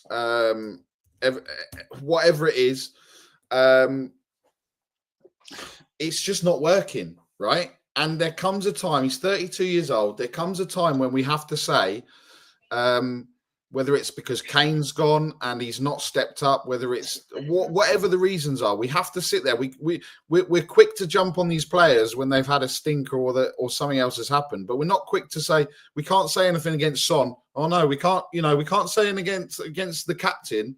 Well, first of all, he's not putting performances like he's the captain. He's not shown the media stuff. Great, this is like another Levy for the business or Levy on the football pitch. For PR, for marketing, it's a dream. It's a dream for Tottenham Hotspur. Sure. But on the football pitch, it's a nightmare. Yeah. And at the start of the season, he was just doing enough. And when we go back to talking about it, when he just did enough, when he just scored a goal, oh, there you go. I told you Son's back. I told you he's our captain. I told you all these things. It's just not working, and we're making excuses. He's injured. He's overplayed. It's the system. It's the manager. It's players crowding him out. It's his age. I'm sorry. He's just, we've done it like Jose said, we've done it from a marketing, PR, business point of view. We've done it for Yang, and we've done it so that he doesn't go on a free, because if Kane goes for a free 2 years ago and then Son goes 2 years later on a free, the uproar from the fan base will be, we've done it again, Levy, the club. Do you know what I mean? So I think it's like we're running out of excuses now to give him. And I feel like we've done this for years with players, Nick. I'm not saying to Son's caliber, but we have players where we have them for 7, 8, 9, 10 years. And it's like we find a reason every year as to why we should, when bigger clubs would go, right, let's move on now. The problem for me with Son is, I agree with Jose. He's no longer a left-sided player that's going to beat his man. But that's down to the manager then to go, well, hang on, you're not playing well there. Let's find something else. For me, I'd rather see, if anything, Maddison float out there. Him and Kulu interchange to floating in and out of the middle to the left. Do you know what I mean? To just something different. Because what I'm seeing is, and this is why when people were telling me, and I know this is controversial, people are going, oh, I wouldn't have Jack Grealish. Do you know what Jack Grealish would do, Nick? He don't give the ball away every single time he gets it in an attacking area. Jack Grealish takes you up the pitch, wins your free kicks, brings other players into the game. The problem with Son now, he looks weak as well. You watch how easily, who was it playing right back yesterday? Connor Bradley. Look how easily Connor Bradley took the ball off him every time. Just bossed him. Didn't he? And by the way, this is a young right back who hasn't played since the end of November. So this is his first game in 6 weeks. And you're expecting, right, Sonny, show this guy. Show this young lad what you're about. Big game, semi-final in front of your home fans. And unfortunately, I'll ask both of you. Can anyone remember the last time Sonny had a good game? I don't mean a moment. I don't mean, he scored a goal. Like, when did he last have a game? Everton. Burnley 5-2. Everton 4-0 game. It's not only the 2 goals he scored, but because that was the game that Solanke, because that's the only time I've been to watch Tottenham this season. Solanke was injured, and Sonny played at the point. He played up front, and Sonny, the press, the trigger for the press was Sonny. Sonny ran his socks off in that game and played really well. He closed down Pickford and grabbed the goal from there. And Sonny had a really good game. It's the only game that I saw him show up, or that he's shown up this season for me, and he's looked anything like his former self, was against Everton for me. And I was actually at the stadium to see it, so I've got eyes on. I'm not watching on telly. I've got to watch his movements off the ball and stuff like that. And I think he had a really good game against Everton. And that for me, I mean, at the end of the day, wasn't that in August? September. It might have been August. Was it August or September? No, I think it might have been the beginning of September. How worrying is that, though? We're now in a whole new year. Yeah, I mean, at the end of the day, I'm not. Listen, Sonny for me on the eye, right? One eye, if you want now, because I ain't got both my eyes. But with my eye on Sonny, the eye test, and Nick, you go to the games. The eye test for me is not deceiving. The eye test tells me that for me, it's been like the last 3 years. I've seen it go. He's not gone like that, but there's been slowly going downwards. But I'm saying it's 3 years. Yeah, he scores goals. Yeah, he has moments, but even them moments have become far and few between now. And you know, it's disappointing because we all want to see Sonny being the same player he was, you know, a few years ago, and that he was doing this, doing that, bouncy, springy, running at players, scoring goals with either feet from outside the box, you know, and doing all these things. But unfortunately, you can't blame the system because I'm saying it's 3 seasons, so that meant he would have been on that decline with Conte as well, and possibly with Nuno. So at the end of the day, it's drooling to see it, because if I believed in my heart of hearts that Tottenham have done it for footballing reasons, then I put my hands up. But really, I really think it's not been done for footballing reasons at all. Now, what does that do for players, for other players? Yeah, Mikey Moore is someone that you're trying to bring through. He plays that position. He plays off the left, right-footed player that plays off the left.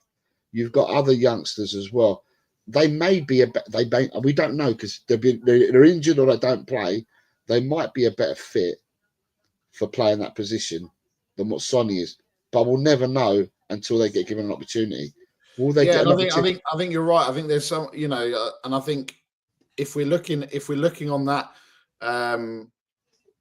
if you're looking on that side, you know, a Jack Grealish that not only, you know, and look, I think, you know, the same could be said, you know, all the Spurs fans going, oh, I wouldn't take Marcus Rashford.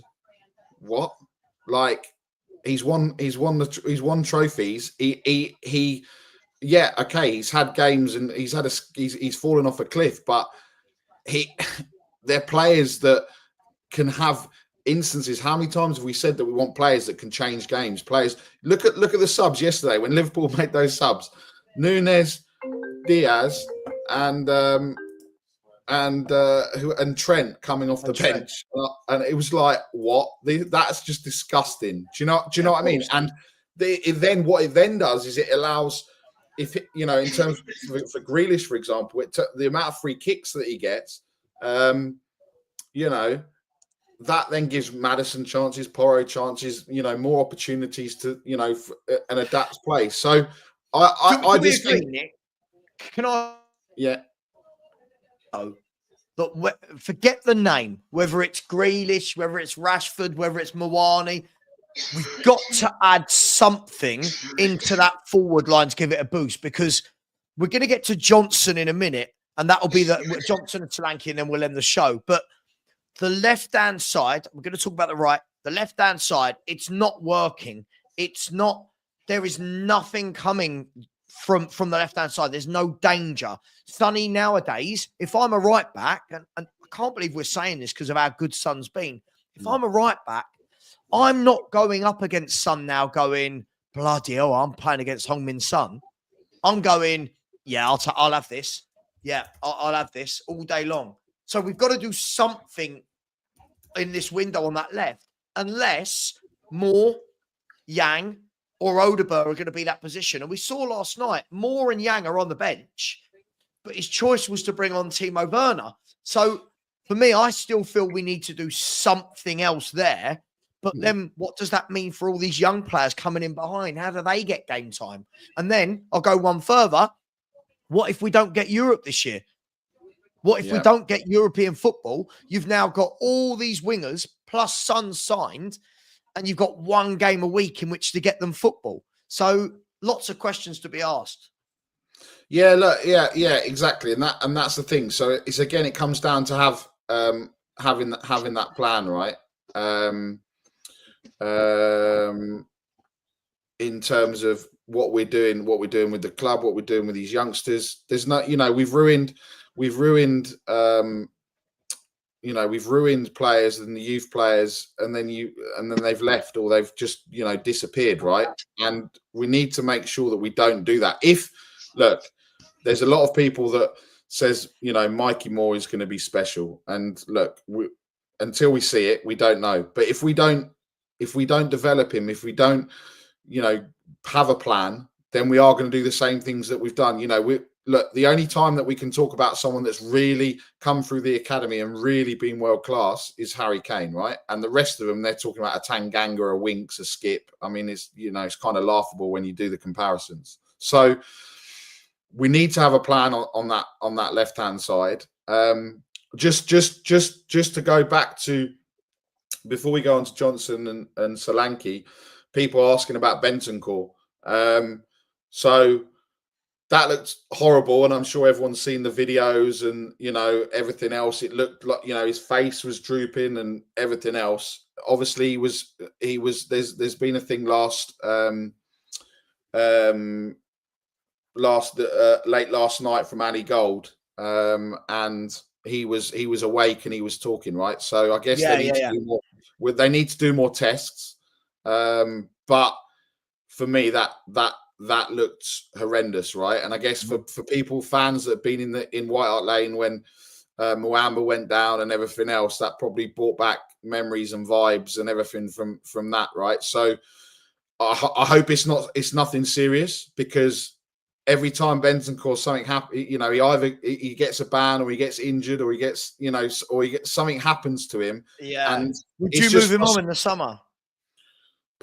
I feel like for the last 3.5 years, we've had a player there that could have been quality, but he's as you said, he's either never fit, suspended, out of form, in form. It just feels like for the last 3.5 years now, we've all been saying when he's back, when he's fit, when he's not suspended, and it just feels to me that it's always something with him. Yeah.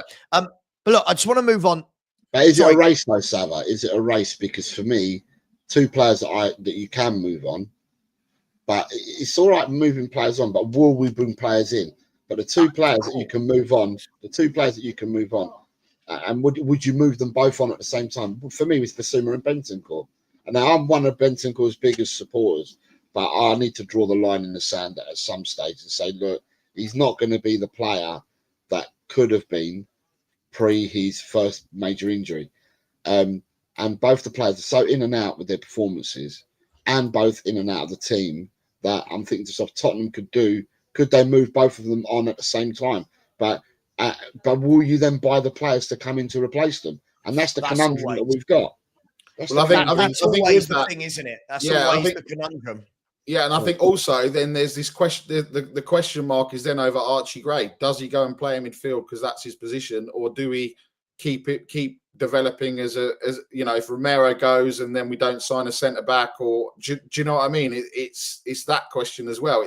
It's again, it comes back to having a plan. What is the plan? Is the plan to sit there, which we know there probably isn't a plan, but there should be a plan. And Sean says it. Ange is the guy before the guy. So who are the players before the next player? Do you know what I mean? It's not, are we saying, yes, let's, does Sarr then, Sarr's been good, but does then Sarr fall off a cliff because there's no competition because he thinks, it's Archie Gray and Bergvall and Maddison. Oh, okay, I'm going to play every week. I don't need to put it. Do you know what I mean? So it's about what is the plan, not for now. What is the plan after now? I agree. For me, I said it last summer. I'll say it now. For me, I think the whole midfield needs a shake-up. If I'm brutally honest, fine. Gray and Bergvall can be the future young players in midfield. For me, I think Spurs need to bring in two top midfielders that get you. Listen, when I always use Aston Villa as this benchmark because I try and keep it realistic. I can talk about, I want to sign Rodriguez and not going to happen, right? When I look at what Aston Villa have done, you look at the midfielders they've bought. They've bought in guys that are fit every week. They're solid every week, and they're men. They battle. You look at the likes of Onana, John McGinn, Kamara, right? The Tielemans. These players, just what you're going to get. Pardon?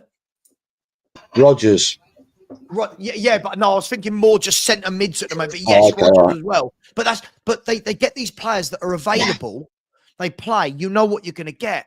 I always feel with our players, it's not that there isn't any talent in them, but Bentancur, sometimes good, sometimes shit. Basuma, sometimes good, sometimes shit. Right? Sarr, sometimes good, sometimes shit. I feel like we need a couple of players that we bring in there that are leaders, that are men, and actually get 2 centre mids in there that control a midfield, and then you start bringing in the Bergvals and the Greys around that.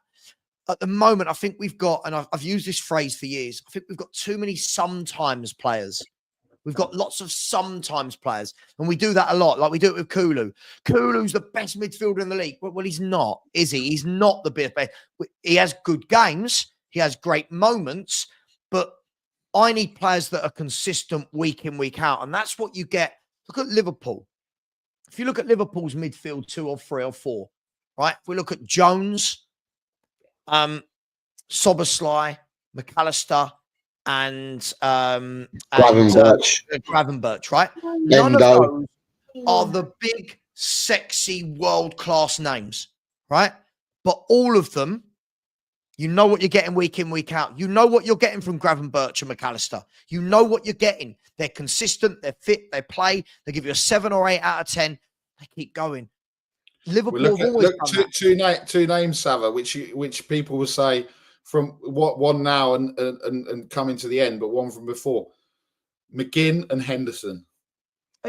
For sure. I was about to say, Liverpool did this before. When they had their title-winning team and Champions League winning team, their midfield, they had, listen, Wijnaldum, good player. Henderson, good player. Fabinho, good. But it wasn't Rodri's. It wasn't Modric's. It was solid midfielders that you know what you're going to get. And for me, Spurs need that. Douglas Luiz is available. Now, I'm hearing, I don't know if this is true, 2 or 3 people have told me this, that apparently Douglas Luiz was offered to Spurs, but that Ange didn't want him. Now, if that is true, and listen, this could be a load of codswallop, but if that is true, that's very concerning because Douglas Luiz is the exact type of man we need in our midfield. Strong, hardworking, likes to tackle, gets on the ball. For me, Joe Linton, another example. Yes, every game, Joe Linton and Tonali, you know what they give. With ours, this week we're going, Basuma was our best midfielder. Last week, Sarr was our best midfielder. You know, we don't ever seem to have consistency. Look, I want to move on, guys. 2 players to talk about, and then we're done. What was I going to say? Brennan Johnson. Now, this is the enigma at Tottenham Hotspur, isn't it? Because purely from a statistical standpoint, you'd go, score goals this season. I've never seen a player offer so little in 90 minutes. I'm struggling to think, you guys might be able to tell me, that week in, week out, for 90 minutes, you see a player so ineffective in a game of football if he's not tapping in. Surely, guys, we've got to do better than Brennan Johnson. Surely, haven't we? He's not a winger, and this is what I'm saying. This is what I'm going to go back to Son, and both Son and Johnson ain't wingers, and for Johnson more so than Son, it's robotic. It's like he doesn't look up. So when he is attacking, he doesn't look up. He doesn't put his foot on the ball, give himself 10, 20 seconds to look up, look around him, survey the scene before he puts the ball in the box. It's all robot time. It's all like, yeah, you get the ball, and then what you do is you put it across the box. If he could play that system and he could look up, Solanke would have far more goals than what he's got at the moment. None of them ever seem to find Solanke. None of them, because they're playing the ball. It's robot football. They're playing the ball blindly. The only player that I've seen go out wide is probably Kulu. When Kulu's played out wide, he looks up, puts his foot on the ball, looks up before he puts his cross in. Everyone else is just too robotic in what they do. And Johnson, I mean, if we were 3rd in the league, right, and we hadn't lost so many games, and Johnson was doing what he was doing, you'd probably bypass it. But because we're not, it magnifies it even more. And the one thing that you've got is when I look at, let's say, a team that plays a similar system. So Liverpool play a 4-3-3. I'm just going to pick on Liverpool now. It doesn't matter who their front 6 are, right? Jota will battle back. Diaz will come back. Even Nunes comes back. You know, these players come back and help out Robertson. They come back and help out Trent. They come back and help out the midfielders. I see absolutely nothing, zero from Johnson. Agree. The ball, they move into transition, the teams against us, and it's as if he becomes a fucking frozen statue. Sorry. It's as if he becomes a frozen statue. He just doesn't move. He just stays up there, doesn't come back and help. And Sonny has helped out in a couple of games this year. I'm going to say Sonny helped out defensively, done really well, and he's helped out the right back. However, Sonny, more often than not, Johnson does it all the time. Sonny does it a lot of the time. They don't help out. They're not team players. We haven't got a team that we can afford to do that. We're not Liverpool, where Salah doesn't have to track back. We're not Liverpool. We're Tottenham Hotspur. And the players that we've got, we need help from all sides. And I don't feel that we get the benefit both either attacking or defensively from the two wide players that played yesterday. Agreed. Absolutely. I've agreed with nearly everything you've said today, Jose. I need something to bite at. Nick, look, I think the key thing for me with Johnson here is sometimes you look at a player and you go, God, he's got brilliant skill or brilliant footwork, but he's lazy, or this, but with Johnson, honestly, if he's not in the box tapping in, I genuinely think I think his passing is crap, his crossing is crap. He can't beat a man. Whenever the ball goes to him, he looks nervous. He gets it and he passes it 5 yards inside. He looks weak. Is this a case where stats? Somebody in the chat, I'm stealing this. Sorry, whoever put this in the chat said stats. There you go, Johnson. When stats and seeing eye don't match up. Yeah, look.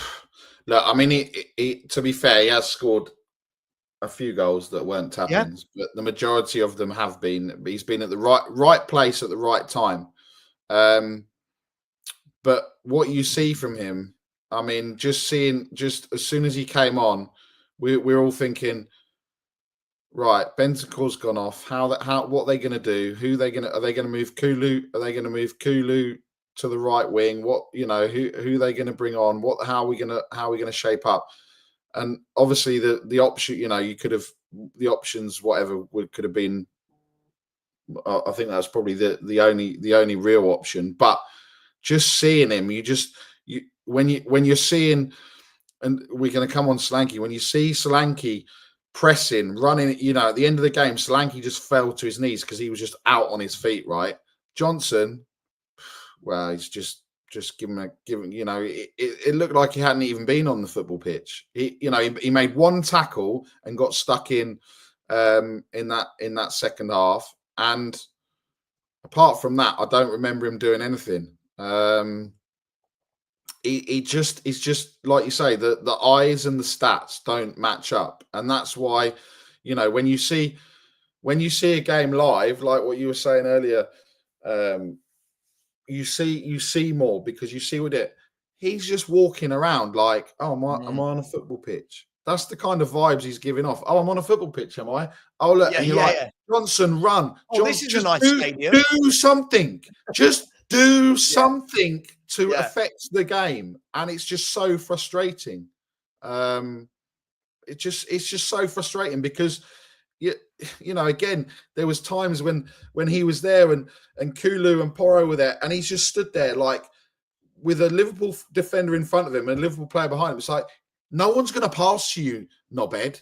Just move into a better position or get out of Porro's way so that the ball can go over the top and Porro can run onto it. Do you know what I mean? It's just, I don't know.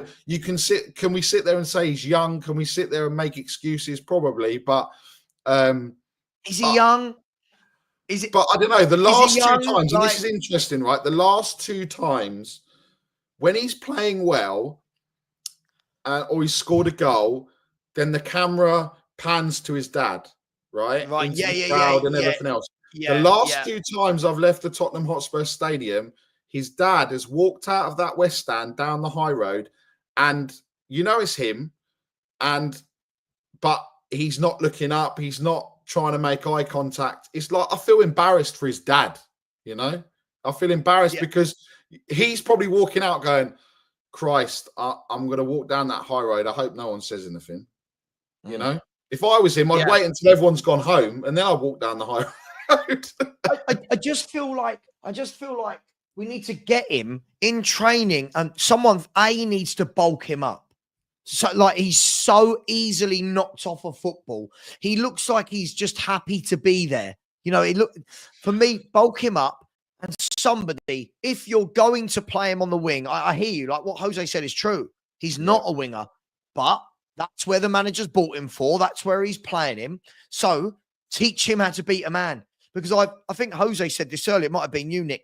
I've never seen someone just throw so many pointless crosses without looking up, without having the ability to pick a pass that hit the defender every time and go out for a corner. And we go, yeah, he's won us a corner. Well, yeah, because he can't cross the football.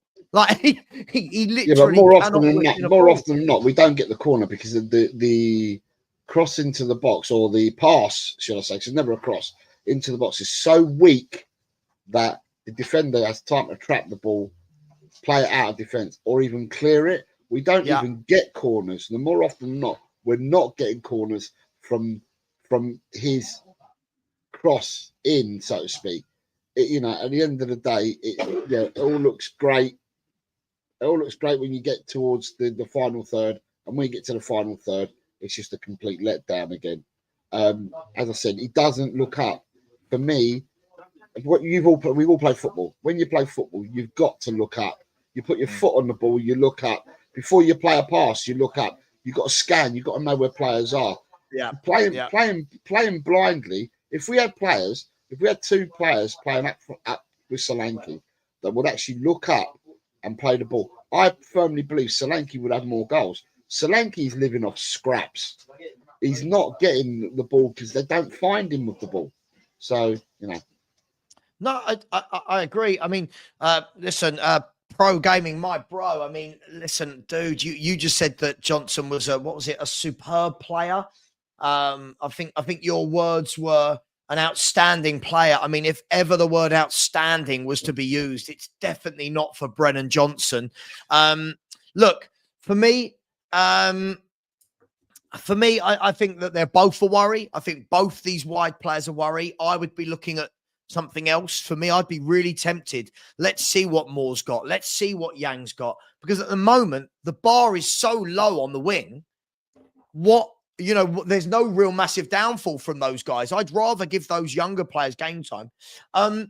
Guys, last player, then we really need to go because I've got an interview at 2:00 actually. So I've really got to go soon.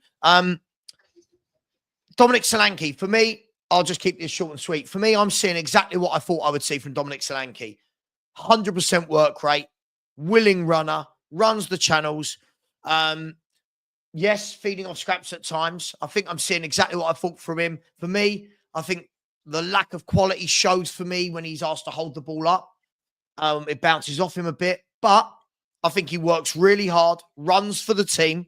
And you could probably say being let down by the tactics and by having players like Son and Solanke, Son and Johnson out of position. I'll ask you this. Would Spurs be better? We talked about this, Jose, earlier, with the kind of 3-5-2, whatever you want to call that formation, with Solanke having a Son or Johnson off him.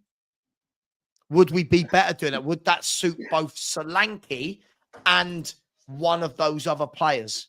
I think it suits one of those other players more if we play the 3-5-2.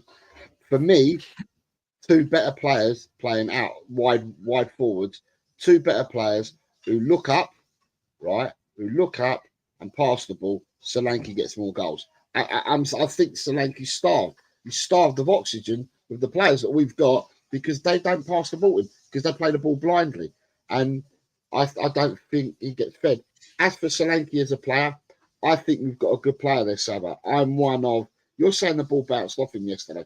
I watched him play against Arsenal, where in the first half against Arsenal, where Saliba was all over him.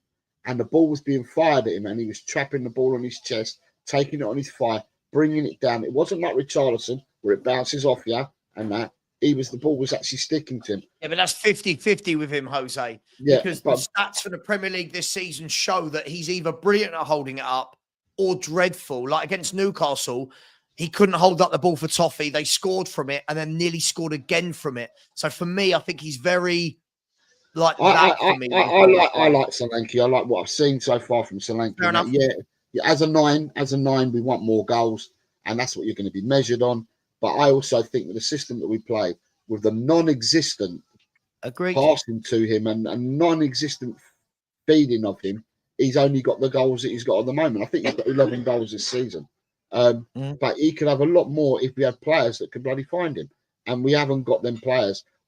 At the end of the day, we might have 7 or 8 players that can play in the forward three, but we haven't got 7 or 8 good players. There's no creator there. There isn't a creator in that front three, is there? And this is why I said maybe someone like a Maddison playing in a kind of false position where he can float out wide, because you know that Maddison can deliver a ball. Maddison can find that killer pass. Because he'll look up. That's right. Because he'll look up. He's a footballer. He'll look up. You know, he's not one of these people that will be robotic. Oh, yeah, got to get down. And as soon as I get down, all I've got to do is put the ball across. No, not even looking where you're putting it. So, yeah, people that are footballers would take their time and look. And this is where I'm going to go. And I don't want to give Johnson a disservice because he's a professional footballer. But I sometimes wonder because he doesn't look up. So, but then he's not the only one. Son, for me, as well, is doing that. And we just seem to have 8 players that can play in the front forward three.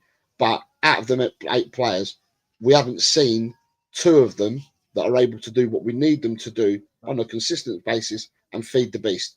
If feed the beast, the 9 gets goals. But he's not getting the goals because he's not being fed.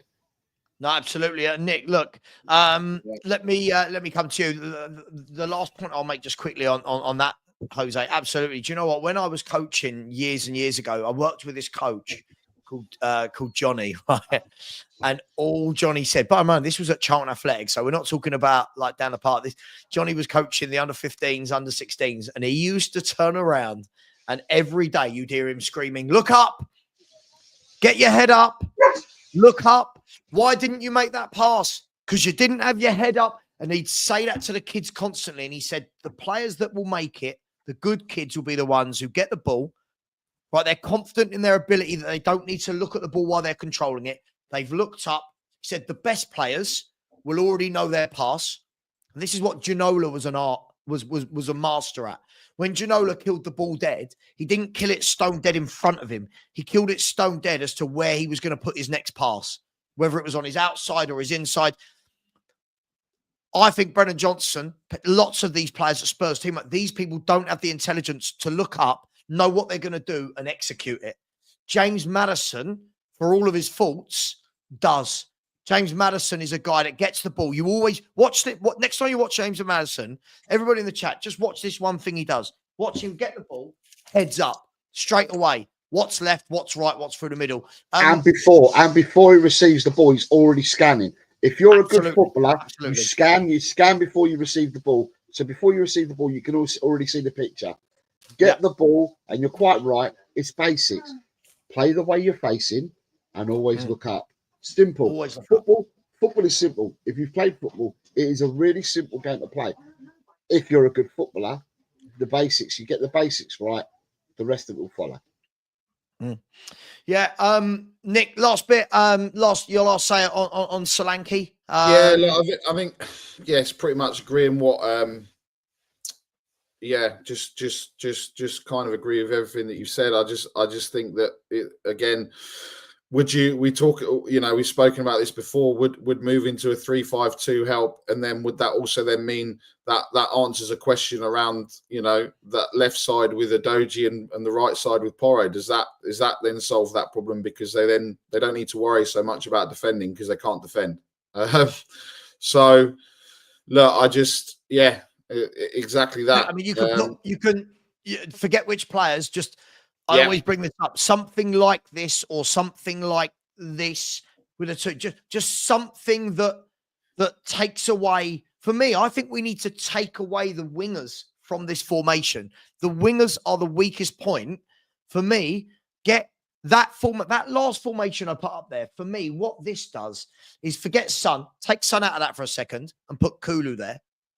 Now you've got everyone in the right position and you're allowing Maddison and Kulu to play wherever they want. Yeah, you're playing in behind Solanke, drift right, drift left, drift through the middle, use Porro and Udogie as your width. For me, this formation gets the best out of everyone. I'm just so surprised we've never tried it because I think that gets the best of all the players. Dragashin, Romero, VDV, Udogie and Porro.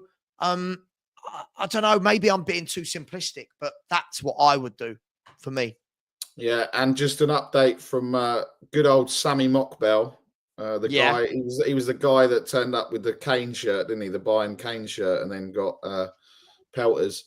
Tottenham medical staff will make regular home checks on Bentancur over the coming days in light of what happened on Wednesday night. Bentancur will not be permitted to return to the club's training headquarters until he's given the medical green light to return. That makes sense. Yep. Makes sense. Yeah, he got knocked out, didn't he? So it does make sense. Yeah. Huh? He got knocked out, didn't he? So it makes sense. Yeah, absolutely. Yeah. Listen, at the end of the day, football really isn't the important thing when it comes to somebody's health. Look, guys, girls. Look, I'm going to leave it next. We have been going for 2 hours, 16 minutes. Listen, really enjoyed it. A really good football chat. So look, for me, last thing we'll say is we've got Tamworth at the weekend. I'm fully expecting whatever 11 is put out. There is zero excuse. What I do want to see, though, I don't know about you guys, I want to see Dorrington at centre-half. I want to see Archie Gray play a bloody game of football in central midfield. And I want to see more and Yang, or at least more or Yang. I want to, listen, we're going to Tamworth. They are 16th in the Conference League, right? Surely this is the game where you go, Kulu, we don't need you today. Right, Son, we don't need you today. Have a rest. Have a full weekend's rest. No 20-minute cameo. Surely we do that, guys. And maybe, just maybe, Lancashire, who can't buy a minute up front when we've only got one striker in the squad. Like, it's mad. Guys, girls, thank you. Barry, Nick, Royale, whatever. We didn't talk a lot about Emerson, thank God. Thank you very much for coming on. I know you're famous now that you're in the Squid Games advert, so thank you very much for coming on. Jose, thank you very much. Let's see what we've managed to do for you today on your channel. Come on, guys. We are, 25 away to get to 800. We've had 26 subs today, though, so thank you very much. Please like, please subscribe. Thank you to guys. Please subscribe to Jose's channel. I'll put the link here for the very last thing of the show. That's me today, guys. I've been doing a lot of streaming. No more today. I'll be back. I might even give myself tomorrow off. So, guys, take care. Hit a like button. Support Savva. He's got an interview in a couple of hours' time. Let's support Savva. Send him on his way to this interview with good luck. Hit that like button for Savva. Thank you very much, Jose. Thank you. I felt I've got like dad-like vibes there from you, so thank you very much. I love that. Well, yeah, well, you're wearing his cardigan, Savas, so there you go. I was going to say this is more like a granddad vibe. Listen, guys, girls, take care. Please, everyone in the chat, remember it's football, and as always, come on, you Spurs.